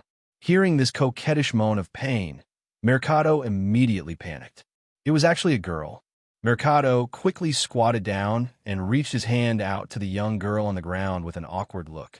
He said in an apologetic voice, Sorry. I didn't watch the road properly. I'm really sorry." The young girl slightly knit her brows and looked up at Mercado. The two looked at each other and were both stunned. "It's you? It's you." This girl was the receptionist who had rejected Mercado's request to get a driver's license and buy a magic car when he came to the Falling Rain Valley to buy a magic car. After recognizing this girl, Mercado felt even more awkward. Last time he had come with great expectations, but he had been rejected. In his anger, he had reprimanded this girl. If it wasn't for the new Flyers chairman, Sue, coming out to help him, he would have made even more trouble. Thinking of how aggrieved this girl looked when he reprimanded her, Mercado felt even more apologetic. After thinking about it, he braced himself and said, This young miss, I'm really sorry. Not only this time, but also last time. I really lost control last time, and I regretted it when I thought about it, because Chairman Sue was right. No matter what, I couldn't treat a young and beautiful girl like you with such a bad attitude. I always wanted to apologize to you. Now that I've met you, Mercado hesitated for a while before suddenly saying, Can I treat you to a meal? Erica looked at Mercado in surprise. She thought that this person was very strange. He had just apologized to her, and now he wanted to treat her to a meal?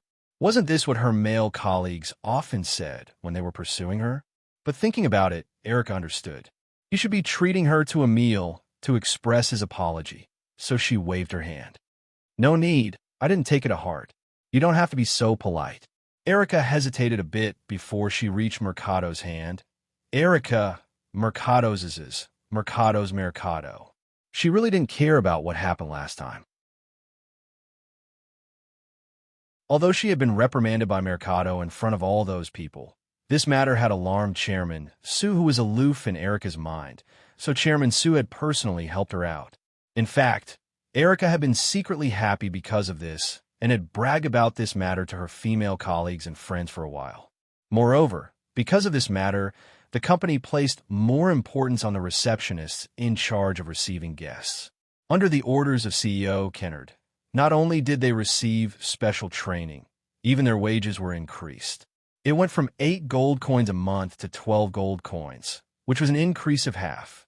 So to be honest, although Erica felt that Mercado's attitude towards her was excessive, because of this matter, she had gained many benefits.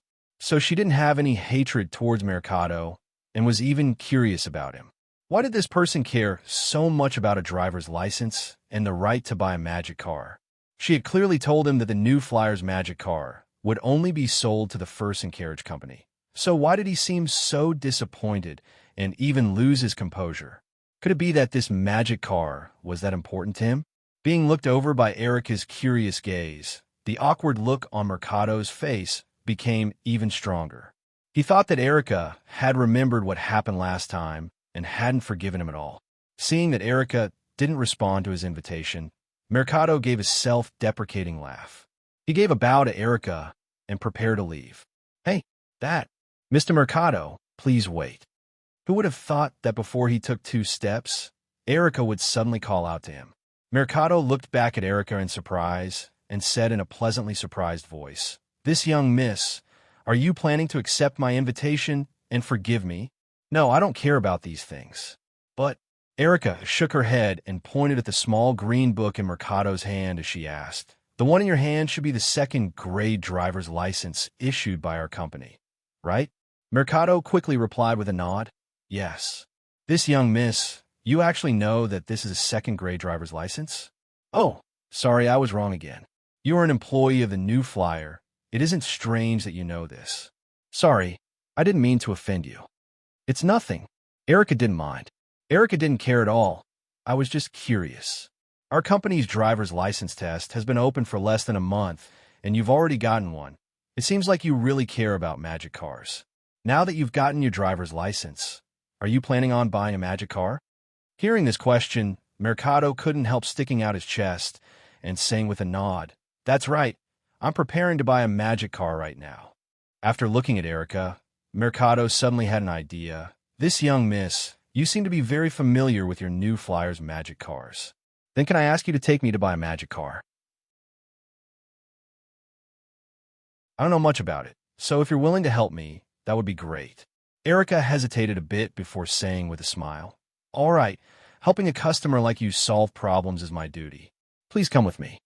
Seeing Erica signal to him and lead the way, Mercado couldn't help giving himself a thumbs up. "Mercado, you really are smart." The new Flyer's Magic Car Driving Center and the newly built Magic Car Display Center were right next to each other, so Mercado quickly arrived at their destination after following Erica. Actually, Mercado's goal was just to buy a medium-sized magic passenger car, but with Erica's patient explanation, he couldn't help listening to Erica's introduction of each model of magic car. Of course, the new Flyer only had 2 types of magic cars, the transport magic cars and the passenger magic cars. There weren't many models, only adding up to 7, so it didn't take much time to introduce them all. After hearing Erica's explanation, Mercado pretended to seriously consider it before saying that he wanted to buy a medium-sized magic passenger car. "Mr. Mercado, our company's current price for a medium-sized magic passenger car is 860 gold coins. Do you accept this price?" 860 gold coins. Mercado was stunned. This price really was a bit out of Mercado's expectations. According to his thoughts, for a magic machine like the magic car, a single one was worth several horse carriages, so the price should be as high as several horse carriages added together. Even if it was a normal horse carriage, it would cost at least 400 gold coins. So Mercado's lowest price for a magic car should be over 1,000 gold coins. However, this medium-sized magic passenger car that Mercado thought was countless times better than horse carriages was only being sold for 860 gold coins. Seeing the expression on Mercado's face, Erica thought that Mercado thought it was too expensive, so she immediately said, "Yes, mister, this is our company's current price." But since this is the first batch of magic cars to be sold, our company has a certain discount. Take this medium-sized magic passenger car as an example. If you order it, you can enjoy our company's Sheenfei brand magic air conditioner or Sheenfei brand magic freezer. Oh, that's quite good. What other discounts are there? Mercado calmed himself before asking. I'm very sorry, there aren't any other discount for now. Erica shook her head. It's like this. Mercado looked over this medium-sized magic passenger car for display, and after thinking about it, he said with a nod, All right, I've decided to buy a medium-sized magic passenger car. Where do I pay? A medium-sized magic passenger car? After receiving Mercado's confirmation, Erica brought him to the sales desk on the side and helped him take care of the following procedures. When everything was taken care of, Mercado looked out the window and found that it was already past noon.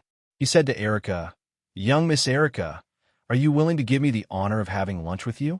Other than apologizing to you, I also have some questions that I want to ask you. Erica hesitated a bit before asking back. Is it related to the magic car? Yes. Mercado nodded. Because this is the first magic car I'm buying, there are many questions that I want to understand to avoid problems that can be avoided. I can see that you understand this medium-sized magic passenger car very well, so it shouldn't be a problem if I ask you, right? Erica considered it a bit before giving a nod. All right. Actually, Mr. Mercado, I'm also very interested in why you want to buy a medium-sized passenger magic car. If I can know your goal in buying it, it should be very helpful to our company's future research on magic cars. I never thought that you were such a good employee for the company. If I'm lucky enough to meet Chairman Su, I will definitely praise you. Mercado couldn't help teasing her. Erica's face turned a bit red as she shook her head. I'm just doing my job. Mercado laughed, whether it's work or not. Beautiful young Miss Erica, let's go. All right. Seeing Erica's beautiful face walking beside him, Mercado secretly gave himself a thumbs up again. Mercado, you really are smart.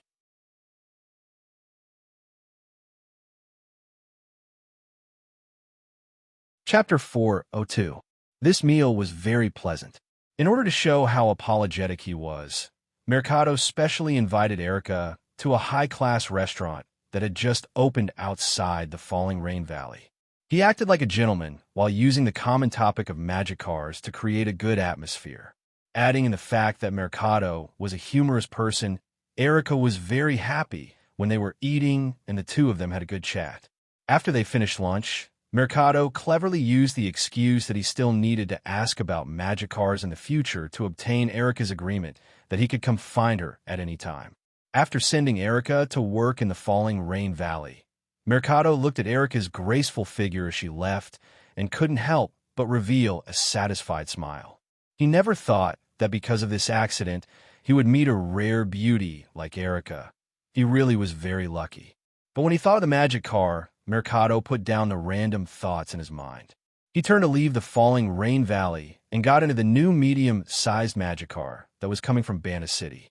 When he took the horse carriage before, because the journey from the falling rain valley to Bana City was over 60 kilometers, it would take at least 4 hours to get there.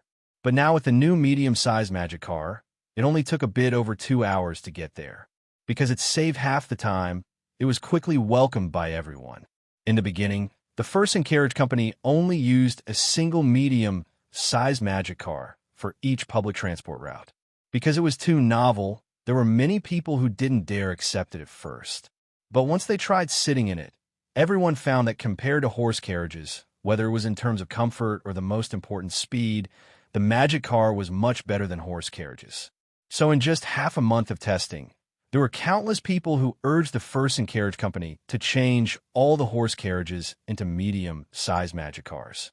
There were even many people who said that if the First and Carriage Company kept using horse carriages, they would refuse to ride them. So on the First and Carriage Company's public transport routes, there were more and more magic passenger cars replacing horse carriages.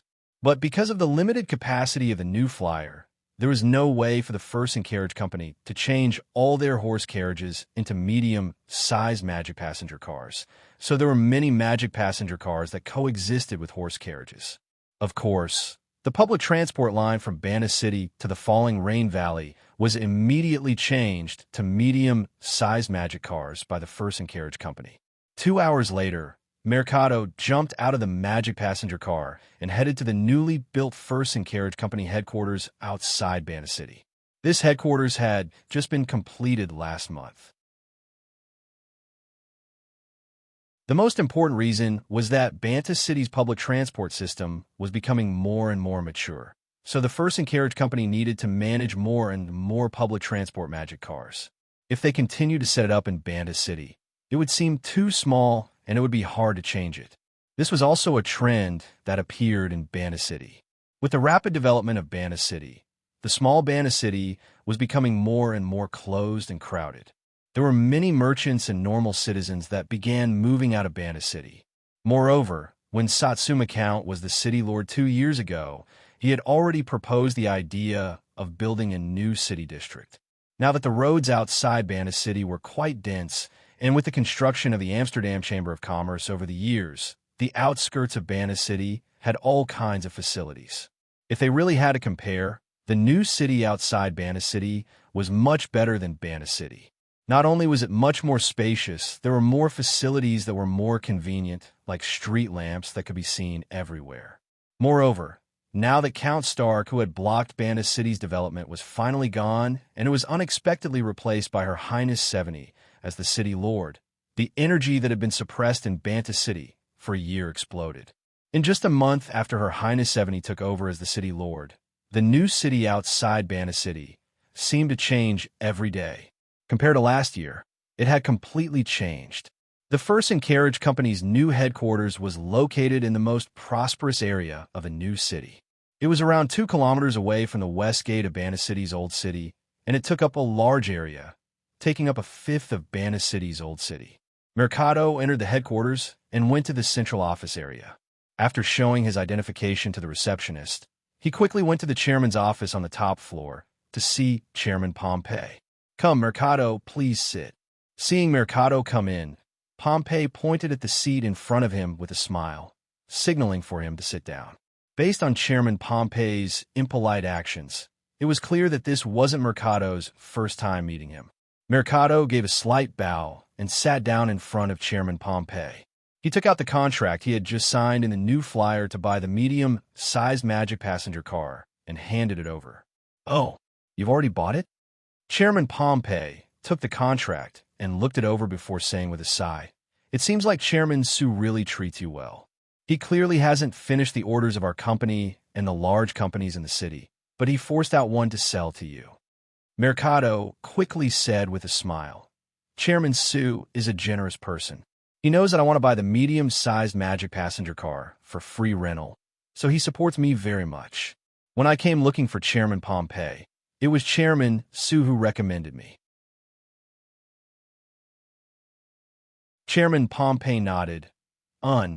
If you didn't have Chairman Su's recommendation letter, I wouldn't have seen you." He looked at Mercado after saying this and gave a laugh before continuing. "Actually, to be honest, the matter you want to do is considered a competitor of our company, so I shouldn't have seen you." Mercado immediately said with a flattering smile, "Chairman Pompey is as generous as Chairman Su. Of course you wouldn't reject a small person like me following you. Don't flatter me. I admit that I can't compare to Chairman Su." Chairman Pompey shook his head. He looked at the contract in his hand before returning it to Mercado and continuing, "To be honest, since Chairman Su values you this much and says that this taxi industry has a bright future, I believe that this industry really does have a bright future. Since it's like this, according to what I did before, I would definitely grasp this industry in my hands. How could I let you steal it from me?" Mercado revealed an awkward smile, not daring to breathe too loudly. Of course, he could act freely in front of Erica, but when he was faced with an important person like Chairman Pompey, he was a bit nervous. There was no other way. Although he had a bit of wealth and could even afford a magic car worth 800 gold coins, compared to an important person like Chairman Pompey, who controlled the First and Carriage Company, there was without a doubt a large difference. Thinking of this, he suddenly remembered that when he talked to Chairman Su of the new flyer, he didn't feel this nervous. It was like Chairman Su had a natural aura that made people unconsciously relax in front of him and create a sense of trust in him. This should be the aura of a true, important person, right? Chairman Pompey naturally didn't know that his words had made Mercado have all these thoughts.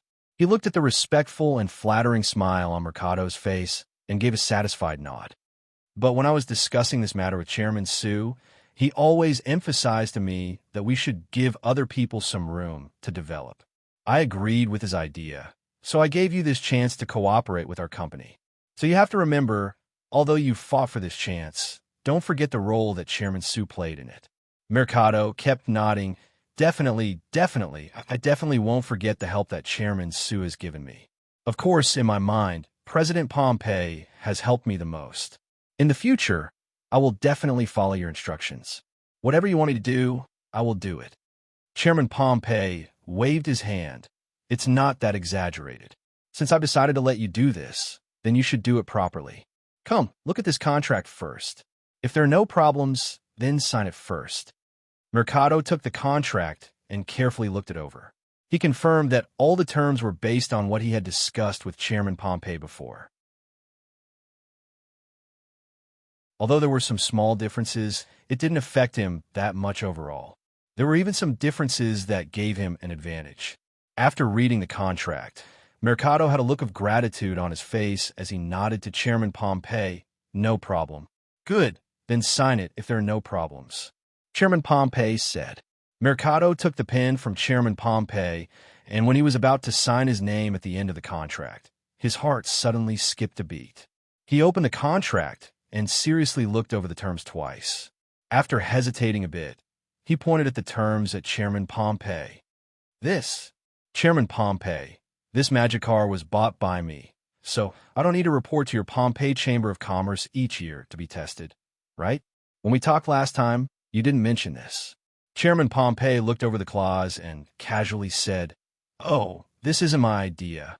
It was something that Chairman Su mentioned last time when I talked to him about this. The reason for this is to standardize and make it easier to manage your private magic car. It is also for our Banta City, so it doesn't affect you that much." Mercado knit his brows. Isn't this a bit unnecessary? This is a magic car that I bought. Others can come find me if they want to rent it. It shouldn't be related to others, right? Why do they have to report for maintenance every year and check their qualifications?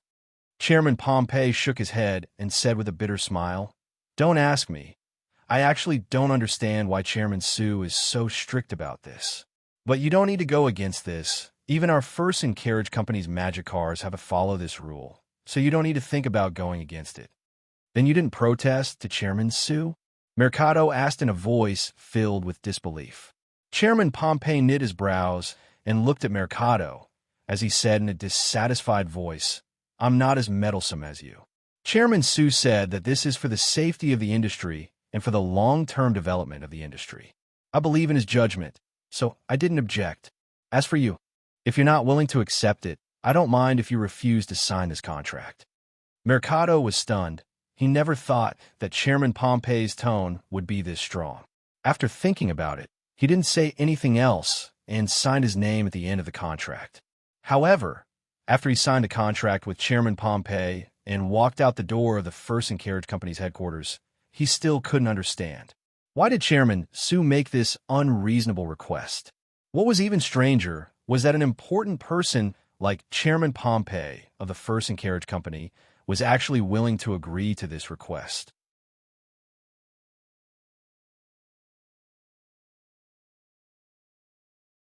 Chapter 403. Actually, there's a large hidden danger in Banta City.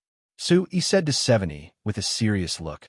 If it isn't taken care of, there will be many problems. 70 had already taken over as Banta City's city lord for a month. Perhaps it was because it was her first time here, or perhaps it was because she was cautious 70 didn't do anything special during this month. She just stayed in the city lord's manor to take care of some basic matters, which disappointed many people who were waiting for her to make bold moves after taking over as city lord. Leaving the city lord's manor today and coming to the faraway New Flyers Sandton Manor, to inspect the fertilizer factory was already Seveni's most eye-catching move since taking over as city lord. When the Banatimes received the news, they immediately sent reporters to follow her. What surprised and pleasantly surprised the three reporters sent by the Banatimes was that Her Highness Seveni's attitude towards them was very gentle. She even allowed them to follow her and report on her inspection. Moreover, she patiently answered many of their questions, making the three reporters feel that this trip wasn't in vain. What made them even happier was that because of Her Highness' inspection, New Flyers Chairman Sue had rushed back from the Falling Rain Valley to accompany her the entire time. Following the two of them, just by listening to these two important people of Banna City, they could find countless pieces of news worth writing about. For example, now that Chairman Sue had said to Her Highness that there was a large hidden danger in Banta City with such a serious expression, the three reporters from the Banta Times perked up their ears and focused on listening. Seveni was also very surprised, but she knew that Sue wasn't someone who would exaggerate, so she seriously asked, "What hidden danger?" "Your Highness, you should know that Banta City has been developing at a high speed in the past few years, so there are many new things that have never appeared before." Sue said, "Are you talking about your new flyer?" Seveni asked with a smile. Sue nodded without any politeness. "Indeed, our Frestec Chamber of Commerce's magic machines are all very novel. However, it was precisely because these things were novel that no one had the experience of facing these novel things before. So as these things become more popular, there are many problems because the laws aren't perfect. What I'm most worried about right now is the magic cars." "Oh, what do you mean?" Seveni asked in an interested voice. "For example, when our new flyer sells magic cars, we require the people who drive the magic cars to have a magic car driving license from our company.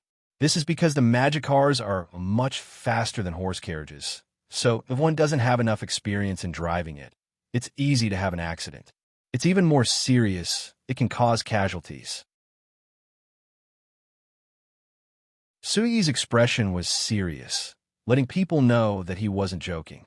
"We developed the magic cars to improve people's lives. Of course, we don't want it to cause more losses, so we are very strict on this. I've seen the magic cars, and they're indeed much faster than horse carriages, so they're much more dangerous. It is necessary for you to require the people who drive the magic cars to have a driver's license, which is a very responsible method." Seveni gave a nod as she said this in a voice of praise. But now there's a problem.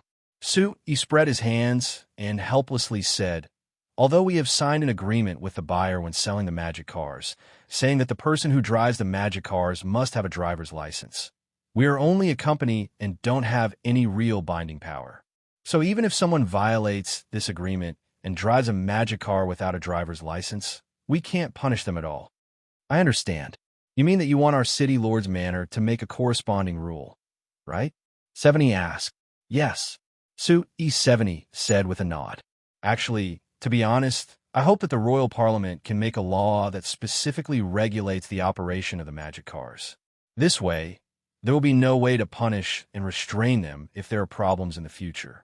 "I'm afraid there's no way for now." Seveni knit her brows. "The Royal Parliament passing a law is a very serious matter. They can't do this easily. Although I agree with your idea, the influence of the magic cars isn't big enough right now, so the Royal Parliament shouldn't consider this problem." Sue gave a shrug, understanding Seveni's worries very well. The laws of a kingdom were a very sacred and serious matter, so it was impossible for the Royal Parliament to make a law for the magic cars that easily. They would definitely observe it for a while first. But Sue couldn't wait.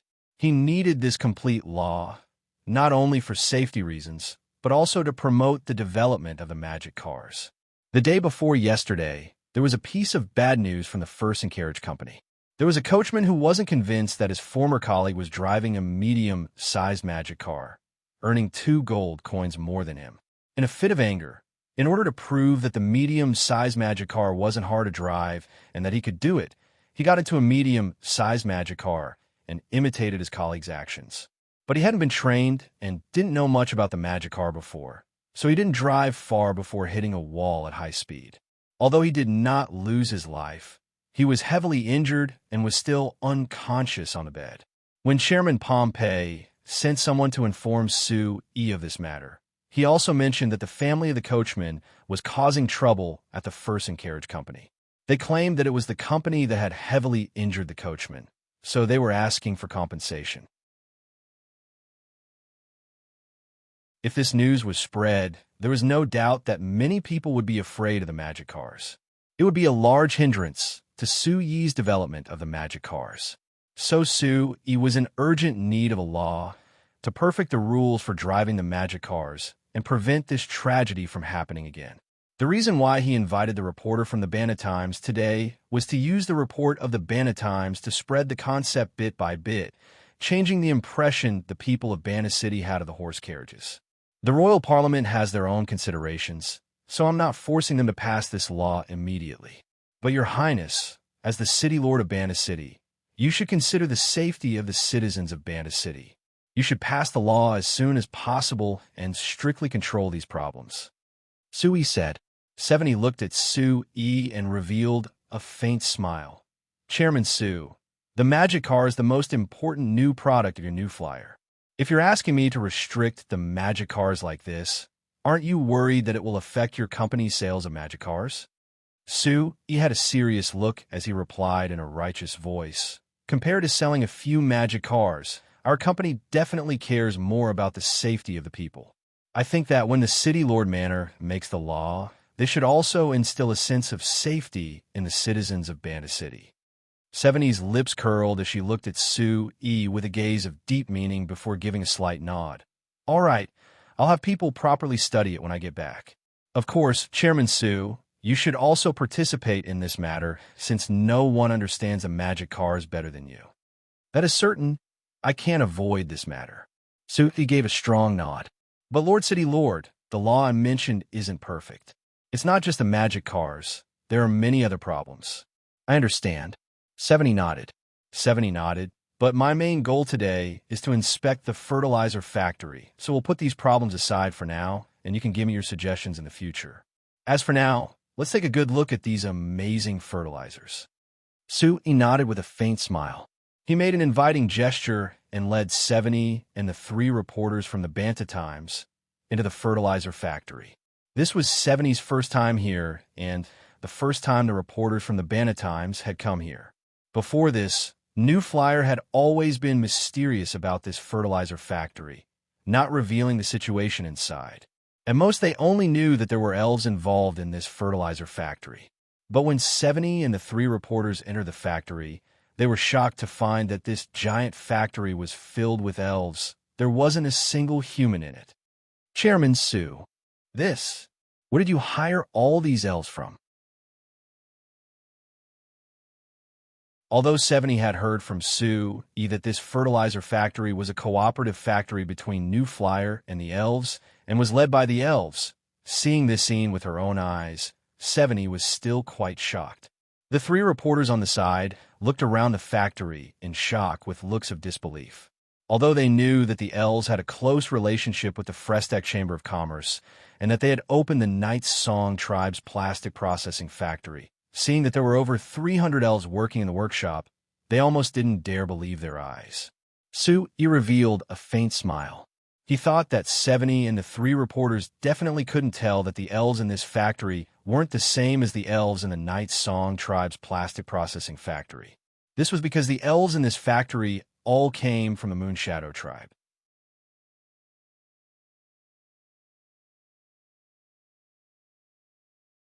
Chapter 404. This fertilizer factory was actually the project that Sue E discussed with the Moonshadow tribe's elder Lysania when he went to the Principality of Constantine last time. Sue E suggested to Elder Lysania that they could use the special research of the elves to develop a material that could promote the growth of crops, which would definitely be welcomed by the humans. Elder Lysania agreed to Sue Yi's idea after considering it and used several months to develop this material.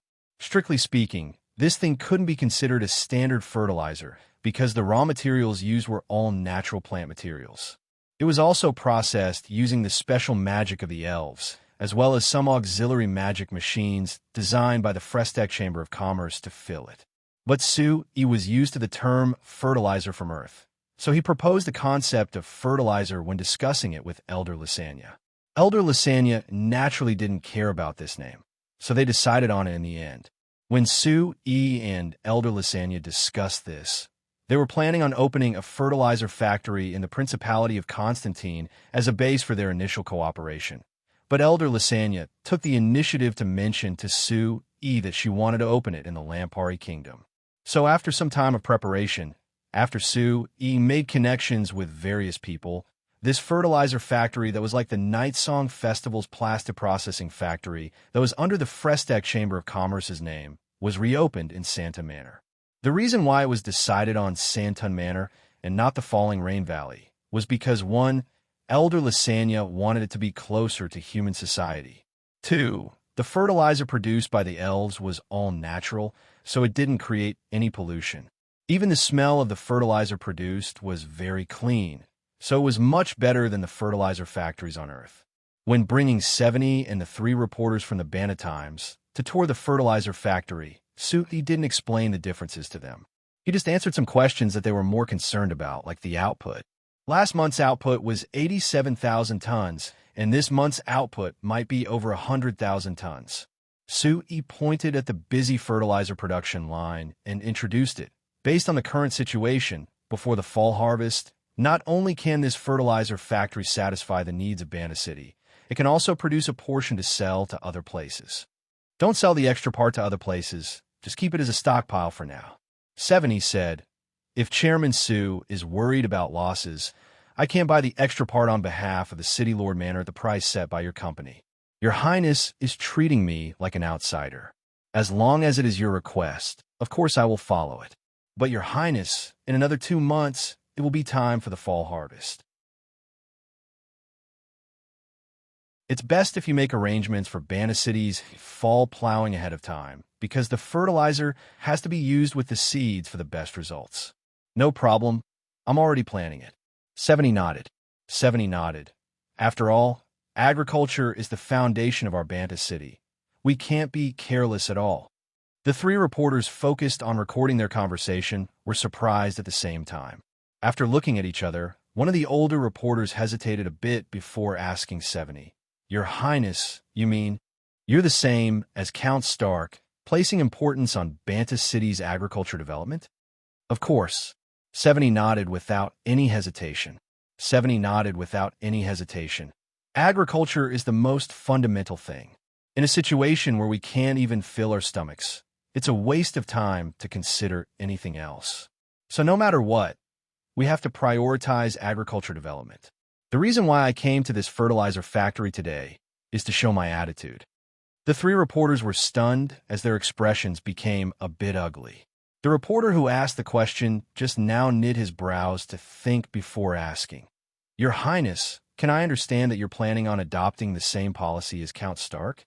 Prioritizing agriculture and suppressing business? After asking this question, the 3 reporters nervously looked at 70 without blinking. According to everyone's calculations, because of Her Highness 70's support for Su-e and the new flyer, it wasn't easy for her to succeed Count Stark as Banner City City Lord. She would definitely change Count Stark's policy this year and fully support Su-e and the new flyer, prioritizing business development in Banner City again. So in the month that Her Highness 70 was the City Lord, the companies of Banner City had become active again, making Banner City prosperous again in just a single month. But if Her Highness 70 suddenly announced that she would follow the same policy as Count Stark, it would be like a bolt from the blue for the companies that had become active again. It would definitely be a large blow. The more serious thing was that the companies of Banner City would lose all hope, and they would no longer have any hope for Banner City. If it became like this, it was very likely that Banner City would decline even more than before the Frestec Chamber of Commerce appeared. As locals of Banner City and as reporters who had personally witnessed the development of Banner City in the Banner Times, of course they weren't willing to see this situation. Seeing the worried and nervous gazes of the 3, 70 revealed a faint smile and shook her head. No, why do you think that developing agriculture means suppressing business development? In my opinion, These two aren't contradictory and can be combined to develop together. It would even be faster than developing on its own. The three reporters were stunned. The older reporter couldn't help asking, "Your Highness, do you think this is possible? Why isn't it possible?" 70 raised a slender finger to point at the busy fertilizer workshop. 70 raised her finger and pointed at the things in front of you. Isn't this the best proof of combining agriculture and business development? The three reporters turned to look at the workshop, and seeing the bags of fertilizer being filled, they instantly understood. That's right, this fertilizer factory was strictly a business, but the fertilizer it produced was very beneficial to agricultural development. The spring plowing from a few months ago had proven the large effect of fertilizer on agriculture, so no one could deny the importance of this fertilizer factory to Banta City's agricultural development. There were even many people who called for the new flyer to invest more in this fertilizer factory. It would be best if they could produce more fertilizer, allowing every inch of land in the Lampari Kingdom to use this good thing. Other than this fertilizer factory, I feel that the canned fruit factory that the new flyer opened in Kora Village is also very useful to agricultural production. When you mention agricultural production, the first thing you think of is wheat and rice. But in my opinion, as long as it's a crop, it is an important part of agricultural production. 70 said, after personally witnessing the powerful effects of the fertilizer, I'm certain that the people of Banta City won't need to worry about filling their stomachs. From now on, we should work hard for a better life. Seeing the confident expression on 70's face, the three reporters were stunned. They turned to look at Sue E and found that Sue E also had a confident smile on his face. The three of them instantly understood. It seemed like not only did Her Highness not suppress Banta City's business development like Count Stark, she had a deep discussion with Chairman Sue and was already considering the long term. Compared to Count Stark's short-sighted method of suppressing business and promoting agriculture, there was no doubt that Her Highness' method was much better. This fertilizer factory wasn't big, so Sue, it didn't take long to finish touring it with 70 and the three reporters. When the tour was over, the morning wasn't over yet. Sue E invited 70 and the three reporters to have lunch with him as the host, but he was rejected by the three reporters. Her Highness clearly wanted to stay alone with Chairman Sue to discuss some things that couldn't be announced, so wouldn't they be an eyesore if they stayed? As the reporters of the Banta Times, how could they not have good eyesight and flexibility? So the three reporters used the excuse of going back to summarize their report to reject Sue Yi's invitation and left the factory. After sending the three reporters off, Sue Yi invited 70 into the office of the factory. When she closed the door, 70's straight body suddenly softened. It was like she had lost all her strength as she slumped down on the sofa in the office. She leaned back against the sofa and closed her eyes, slowly letting out a sigh. Seeing 70's ruined appearance, Sue E couldn't help smiling. He poured a cup of water in front of her before sitting down in front of her and asking with a smile, "What? Is it this tiring to tour a small factory?" 70 didn't reply. After a while, she opened her eyes and sat up again. Taking a sip of the water, she let out a sigh and revealed a faint smile again. She shook her head at Sue E and said, "The tour isn't tiring, but acting is. How about it, Sue E? Was my performance good today?" Sue E laughed and gave 70 a thumbs up. "Very good. 70, I feel that you can compete for the Best Female Lead Oscar." "Best Actress Oscar?" 70 was confused. 70 was confused. "What is that?" "Cool. It's nothing. It's just an award for the Best Actress, showing that she acted the best." Sue E gave a vague explanation before quickly changing the topic. "But today's show is just the beginning. Since you've already announced your policy through the Banta Times, you have to follow this policy in the future. Otherwise, you'll have wasted 3 years in Banta City." 70 revealed a faint smile with a determined look on her face. "I will."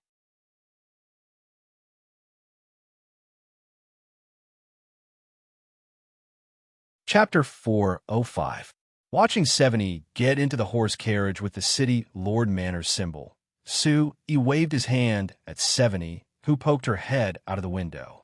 Then he watched the horse carriage carrying 70 off in the direction of Banta City in a daze, falling into deep thought. According to the decision of the king through the royal parliament, whether it was Her Highness 70 or His Highness Eric, they would be Banta City's city lord and Lauren City's city lord for 3 years. After 3 years, they would leave no matter how well they did in the city lord position, so they would only have 3 years to show their abilities. If they couldn't show results in these 3 years and prove themselves to everyone, they would be at a great disadvantage in the competition for the throne. Of course, if they could show good results, it would be equal to adding a large chip for themselves. Su-yi didn't understand the situation in Lauren City and didn't care about what His Highness Era planned to do, but he supported Her Highness 70 from the bottom of his heart. So since 70 came to Banta City, he met with 70 almost every day and discussed things with her. Other than helping her understand Banta City, he also gave her various suggestions.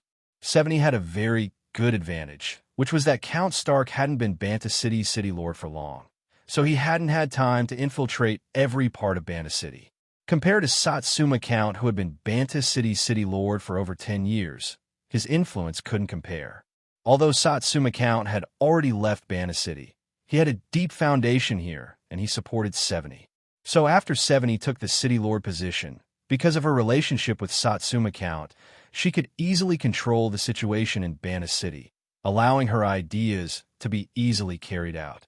Adding in Su-yi's support and the new flyer's strong influence in all aspects of Banta City, 70 was much more relaxed.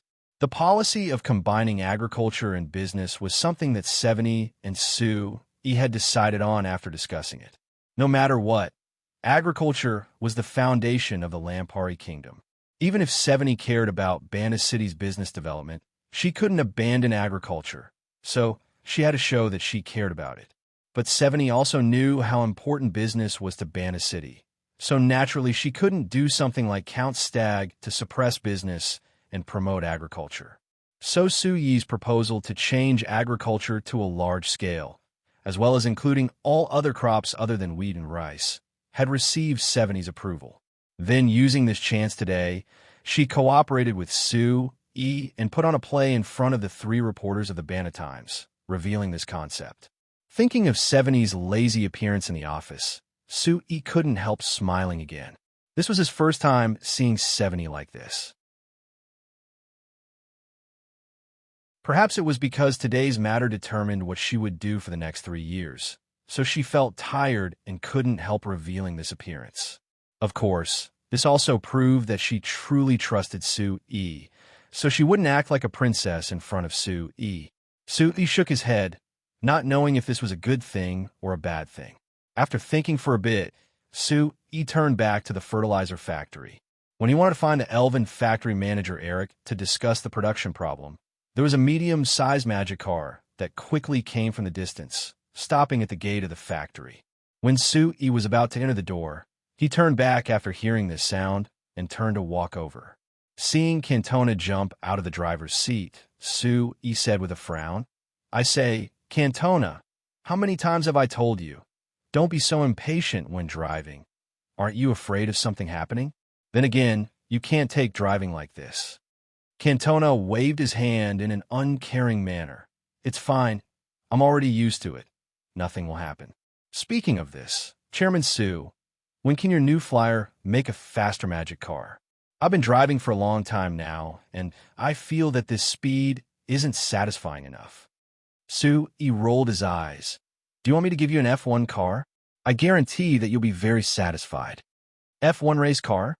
Cantona's eyes lit up. What car is that? Is it fast? How fast? How fast? Su-yi gave a soft snort and pointed at the end of the road in the distance. "Do you see that? The fastest F1 car. In the blink of an eye, you can go from here to there. Don't you think it's fast?" "Really?" Cantona excitedly raised his brows before revealing a bitter smile. "Forget it. Chairman Su, you must be lying to me. How could there be a magic car that fast? If it really is that exaggerated, wouldn't it only take an hour to go from here to Ambilmar City?" Su-yi curled his lips and was too lazy to look down on him for being ignorant. He looked at the transport magic cars that appeared on the road in the distance and asked Cantona, "What? You're here to bring fertilizer?" "Right. The Principality of Constantine is about to harvest this season's rice, so I have to quickly bring the fertilizer over," Cantona said with a nod. I haven't been there during this time, so I don't know the situation there. Have you estimated how much rice you'll harvest this time?" Hearing this question, Cantona immediately revealed a smile. He reached out 2 fingers to Sue E with a proud look. "According to the estimates of the old farmers from Urbana City, it'll be at least 200,000 tons. "Oh, that much?" Hearing this number, Sue Yi's expression changed a bit. That's all." Cantona gave a strong nod of joy. Cantona gave a happy nod. "I came back from there a few days ago and specially went to the fields to take a look. That seemed it really was too shocking.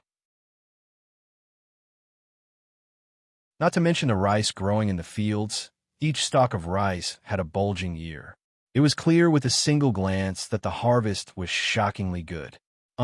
The land in the Principality of Constantine was already very good, and adding in the fertilizer we used, we've already opened up over 40,000 hectares, so it isn't strange to have this kind of harvest."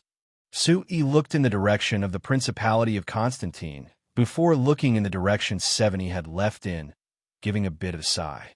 When he made a bet with Count Stark last year, he promised to Count Stark that the 100,000 hectares of land in the Principality of Constantine could produce over 200,000 tons of grain each year.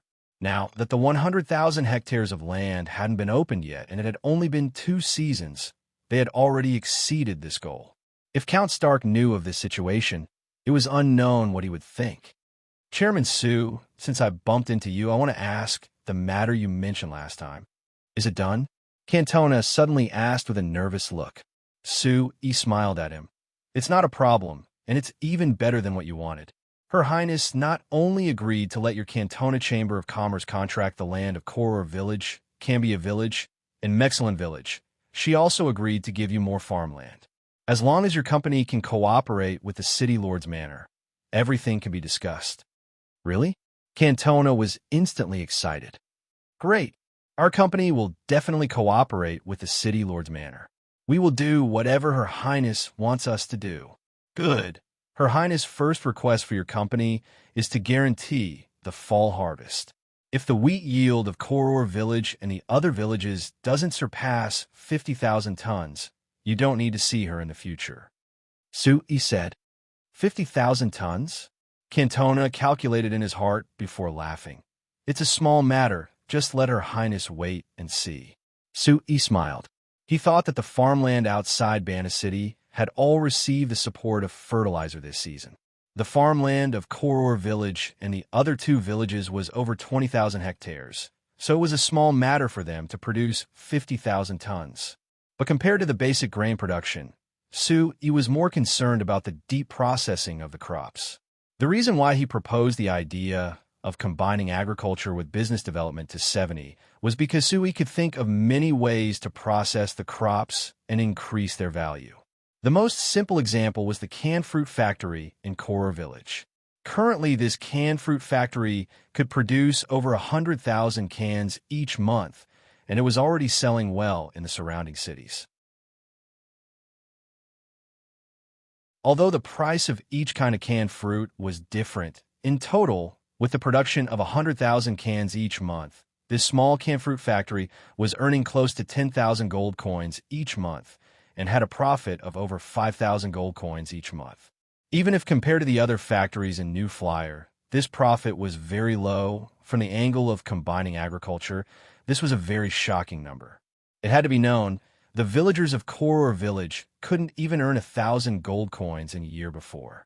But now, because of this canned fruit factory, each family in Koror Village had built a new house and had Shinfei brand magic machines, greatly increasing their standard of living. Even last month, the village head of Koror Village had gathered funds from the villagers to buy 3 medium-sized magic passenger cars from the Frestec Chamber of Commerce. They were used to transport the villagers to Banta City or other places. Because they had witnessed the changes in the lives of the villagers of Koror Village, the villagers of Cambia Village and Mexilin Village, who had their farmland rented by the Cantona Chamber of Commerce, proposed to the Cantona Chamber of Commerce to take back their land and plant fruit trees for the canned fruit factory. Now Cantona was working with the villagers, hoping that they could keep a portion of their land to plant basic crops to satisfy the needs of the city lord's manor. Thinking of this, he looked at Cantona with a teasing look. This fellow, did he really think that the city lord's manor's request was that easy to achieve? If there was a conflict between the city lord's manor's request and the villager's request, let's see how he would deal with it. But Cantona's matter was his own headache. Compared to thinking about agriculture, he was more focused on industrial development. Seeing the transport magic cars slowly approaching, he revealed a faint smile. With these things, industrial development was equal to having wings that could soar.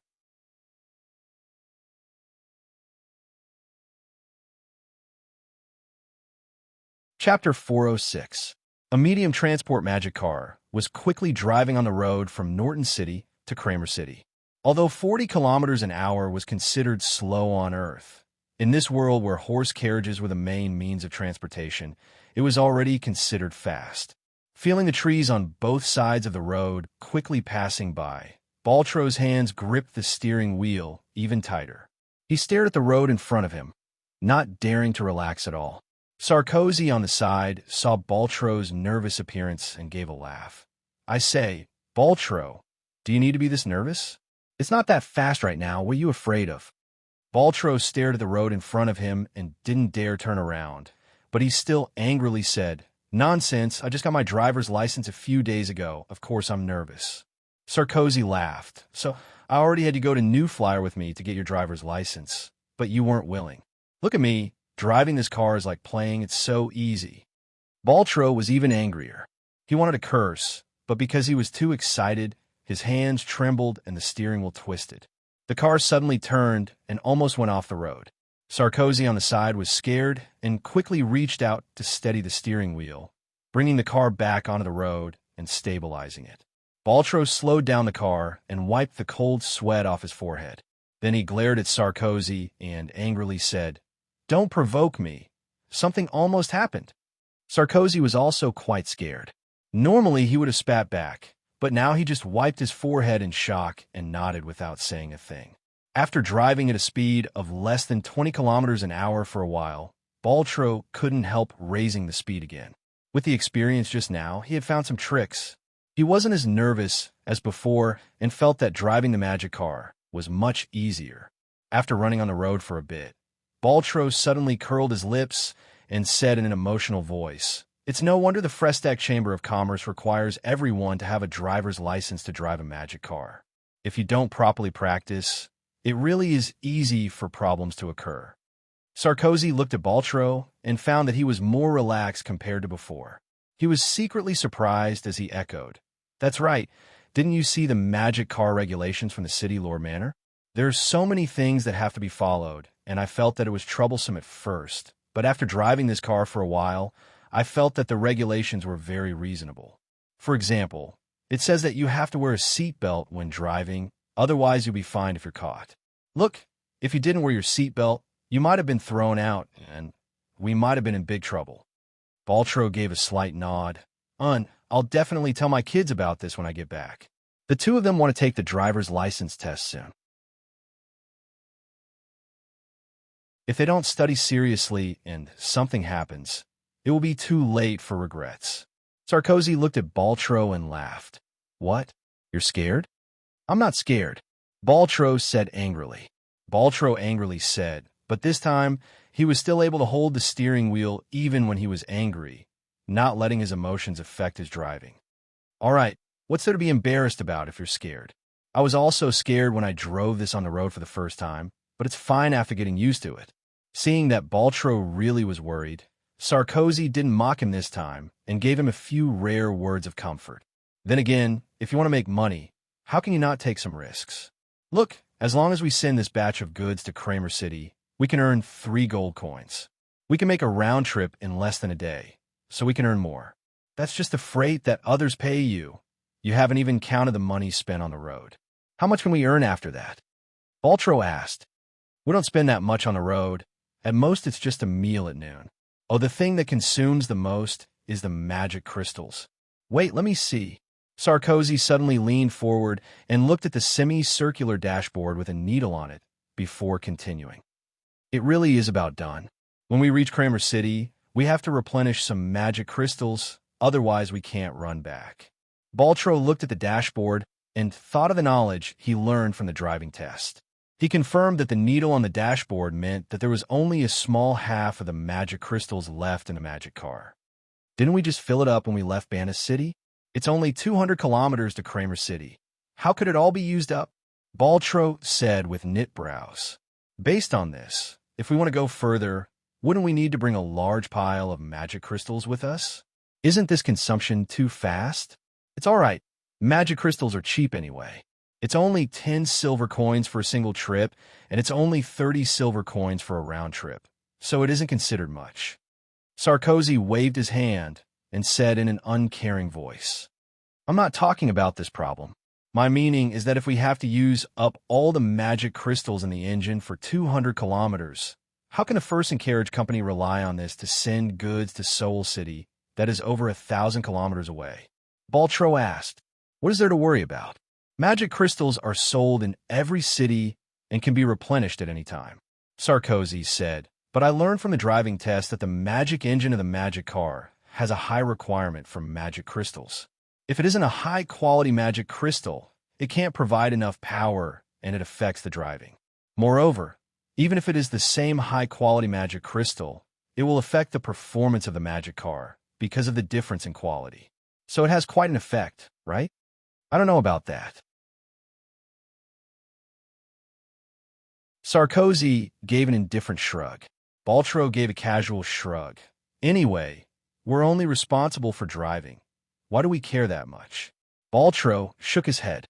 His face was filled with doubt, but seeing that Sarkozy wasn't interested in this problem, he gave up on discussing it. The transport magic car quickly drove on the road, and after another hour, they finally arrived in Kramer City. The cargo in this transport magic car was a batch of machine parts that the Ireland Chamber of Commerce wanted them to deliver to a new company in Kramer City that mainly produced magic fans and magic kettles. After entering Kramer City, because there were more people, Baltro gave the car to Sarkozy to drive. With Sarkozy's familiar driving, the transport magic car went around the city and quickly arrived at the factory that the company had set up outside Kramer City. It was clear that this wasn't Sarkozy's first time delivering goods. Seeing this transport magic car, the guards at the gate didn't ask anything as they opened the gate and let them in. A middle-aged man wearing a blue uniform came out of the factory and welcomed the transport magic car with a smile. Hey, old man Sarkozy, you really are fast. I just sent someone to Banna City 3 days ago to order, and you're already delivering it today. The middle-aged man said with a smile, with your speed, you'll earn quite a bit in a month, right? Sarkozy laughed. It's considered not bad. But compared to you, who can earn a few thousand gold coins a month by staying here, it's a far cry. The middle-aged man waved his hand. How could it be that much? I'm just trying to make a living. Moreover, I have to thank other people for not stealing business from me. Otherwise, if a large company like New Flyer came to invest in a factory, I guarantee that I wouldn't be able to eat the northwest wind. Sarkozy curled his lips. Forget it. If New Flyer wanted to steal business from you, how could you earn that much? You wouldn't have been able to keep doing this. So I've always been grateful to Chairman Su, grateful that he gave us a path to survive.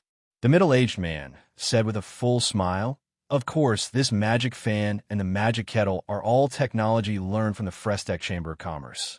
It could be said that if it wasn't for Chairman Su and New Flyer, I would still be living a tight life with a few acres of land.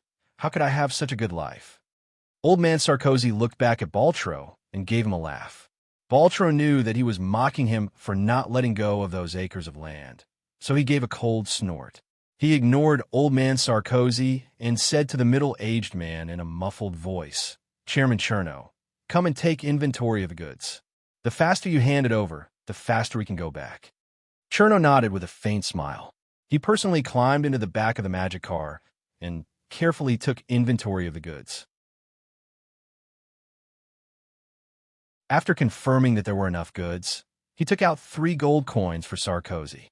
Come, "Old man Sarkozy, it's been hard on you to deliver these goods all the way from Bana City. This is the transport fee. Take it." Sarkozy took the gold coin and didn't even look at it as he put it in his pocket. Then he worked with Baltro, moving the goods down with the workers Cherno called over. After everything was done, old man Sarkozy declined Chairman Cherno's invitation to stay for lunch. He grabbed Baltro and raised his hand as he said, "Let's go. It's rare for you to come to Kramer City. I'll bring you to the city to drink some wine and eat some local specialties. I guarantee you'll like it." The two got in the transport magic car, and as soon as they drove out of the factory, they suddenly found a row of black figures at the end of the road, heading in their direction. Looking carefully, it was a motorcade of at least 20 transport magic cars.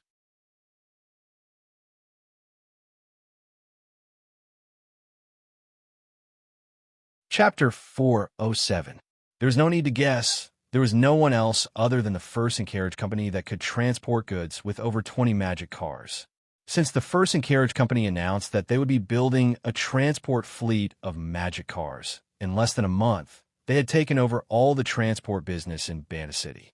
Sarkozy could take this job from the Ireland Chamber of Commerce to Kramer City, other than because there weren't many goods and there was no need to give it to the First and Carriage Company. The most important reason was that he had met the Chairman Freeman of the Ireland Chamber of Commerce through Cantona, so he could take this job with this relationship.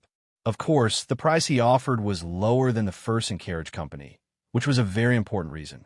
But no matter what, Sarkozy, who only had a single transport magic car, was far from being able to compare to the First and Carriage Company. For large amounts of goods like this, only the First and Carriage Company had the ability to take care of it.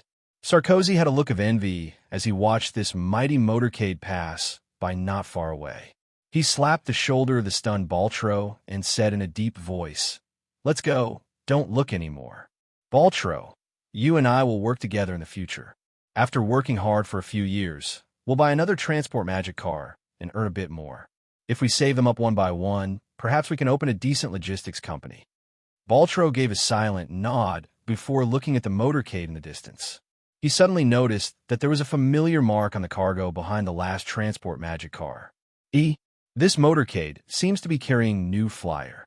Could it be that the New Flyer is finally coming to Kramer City to invest in a factory? Sarkozy looked back, but he didn't have Baltro's good eyesight, so he couldn't see anything. After thinking about it, he said, "This isn't that strange. Didn't the New Flyer announce in the press conference a few days ago that they would be greatly promoting the development of the magic machine industry, preparing to invest in more places in the kingdom? They are already building production bases in Norton City and Canberra City, so it isn't strange for them to come to Kramer City. And I just feel that this speed is a bit too fast. This New Flyer only built a branch factory in Karma City a few years ago, but now that they're expanding, they're investing in all these cities at once. Isn't their appetite a bit too big?" Baltro said, "None of your business." Sarkozy glared at him. How could we know what an important person like Chairman Su is thinking? Anyway, you know that he's smarter than us, so what are you worried about? If you have so much free time, why don't you think about what you want to eat later? I'm starving. Baltro laughed. He thought that Sarkozy was right. This wasn't something he should care about. He shook his head and stopped thinking about it. He got back into the transport magic car with Sarkozy and headed to Kramer City in the distance. Baltro to Baltro's was to Baltro to speak. Baltro to Bales. Baltro of Baltro. Do you see the transport magic car parked at the entrance of the Fit Chamber of Commerce? If my guesses aren't wrong, it should be the car of Mexilin Village's Sarkozy. Chairman Pompey pointed at the magic car in the distance as he spoke. Encato looked in that direction and asked in a doubtful voice, "Chairman Pompey, he should be delivering goods from Bana City, right? That means he should be considered a competitor of your company?" "Competitor?" Chairman Pompey revealed a proud smile before waving his hand. He's still far from being enough. A small driver who only bought a single transport magic car. How could he be qualified to be a competitor of our company? At most, he would just be eating the leftovers from our mouths. Encato revealed a faint smile, thinking that this Chairman Pompey was quite arrogant. But he wasn't wrong. Compared to the first and carriage company that had over 100 transport magic cars and monopolized the transport business in Bandit City, a small driver who only had a single car naturally wasn't qualified to be a competitor. Looking at the two figures in the distance, Encanto put down this problem. He looked at the road in front of him and asked, "We should be there soon, right?" Chairman Pompey turned to look before nodding. We'll be able to see it once we turn the corner." Speaking of this, Encanto, why did Chairman Sue send you, the general manager of the household magic machine department? Isn't the goods this time just some non-ferrous metal smelting equipment? It shouldn't be related to you. I asked for it. Encanto replied with a smile. I'm mainly here to see if there is room for further expansion in the household magic machine market. Then I've heard that there are several companies that produce magic fans that have recently made breakthroughs in their research. The magic fans they produce have some unique features, so I can learn from them. Chairman Pompey said with a smile, "What a joke. Does your new flyer need to learn from the other companies that produce magic machines? It's already good if their magic fans are even half as good as the Shinfei brand magic fans. How could they be better than yours?" You can't say it like this. Encanto shook his head with a faint smile. Although our new flyer developed the magic fan earlier, we can't always be ahead. For example, the Fit Chamber of Commerce you just mentioned, their magic fan has a completely new design that the researchers of our company think is very good. So I'll be heading to the Fit Chamber of Commerce later. Seeing that Encanto didn't seem like he was joking, Chairman Pompey couldn't help praising. Your new flyer is ahead of the other companies by this much, but you're still this cautious. It really makes people admire you. But what are you planning to do? I think that you should at least get this design, right? If you can't, you could just buy the entire Fit Chamber of Commerce. No, I can learn, but I won't do anything to the Fit Chamber of Commerce. Rather, before coming out this time, Sir Chairman specially told me to encourage and praise the Fit Chamber of Commerce, supporting them in researching this new design. Sir Chairman even said that if the Fit Chamber of Commerce is interested, we can consider giving them the production technology for a household magic machine, helping their company develop quickly. Chairman Sue really said this. Chairman Pompey was stunned. It's fine if he doesn't move against the Fit Chamber of Commerce, but he actually wants to help them develop? He's not afraid that the Fit Chamber of Commerce will become a threat to your new flyer after they become strong? Encanto gave a shrug. If this Fit Chamber of Commerce is strong enough to threaten our company, I think that Sir Chairman will only be happy and won't have any other thoughts. Chairman Pompey was speechless. After being silent for a bit, he slowly shook his head and said with a sigh, "I really can't understand Chairman Sue. He advised me before that I can't let a single company do all the business and leave room for others to develop. So I didn't meddle in the taxi business in Bandit City and even let that small truck driver Sarkozy live. But for Chairman Sue to promote the development of his competitors, I really can't understand. There are many times when I don't understand Sir Chairman's thoughts." Encanto laughed. "It doesn't matter. But it doesn't matter. In any case, I just have to do as Sir President says. I believe that with Sir Chairman's eyes, he won't make a mistake." Chairman Pompey shook his head as if he didn't agree with Encanto's words, but he didn't say anything. After the two chatted for a bit, the motorcade had already traveled over 10 kilometers on the road. After turning the corner blocked by the mountain, they saw in the distance there was a deep valley in front of them. In this huge valley, surrounded by several mountains, on the left side was a mining factory at the foot of the mountain that had been partially hollowed out. From afar, one could see rows of small carts carrying colorful ores being transported out from the foot of the mountain to a huge factory that occupied almost half of the valley on the right side. Looking at it from the outside, this factory was similar to the steel mill in the Falling Rain Valley. One could tell with a single glance that it was used to smelt ores. That's right, this was the non-ferrous metal mine and smelting factory jointly built by the New Flyer and the Falcao Chamber of Commerce. This factory had been planned since Sue met with Duke Joel in Anvilmar City last year. After 8 months of preparation, it was finished last month and was officially put into production. Because of the experience of building a non-ferrous metal smelting factory next to the Valar tribe, the efficiency of the non-ferrous metal smelting was already very high. In less than 20 days last month, this small factory had already produced 73 tons of pure copper, 32 tons of tungsten filaments, 230,000 tons of lead ingots, and about 1 ton of other experimental non-ferrous metals. The non-ferrous metal vein outside of Kramer City was very rich in variety. The reason why they prioritized the smelting of pure copper was to satisfy the requirements of the Lampari Kingdom's coinage. Apart from pure copper, which had special uses, the rest of the non-ferrous metals were mostly for New Flyer's own needs. Only a small amount was used by the Fulcao Chamber of Commerce to create various tools. Right now, the output of this non-ferrous metal smelting factory was much lower than the one near the Valar tribe. For New Flyer, the purpose of this factory was to show their cooperation with the Joel Chamber of Commerce and give New Flyer an opportunity to enter the Lampari Kingdom's mining industry. Therefore, although New Flyer invested a lot in this non-ferrous metal smelting factory, apart from being responsible for the production, they didn't interfere with the management. And Kato came this time just to take a look and show the importance that New Flyer attached to this place. In reality, it was just a formality. However, when Enkato walked around the smelting factory, he found that his trip was not in vain. You're tuning into the Warrior Lore YouTube channel. Don't forget to subscribe and join us on this journey to catch the most captivating stories.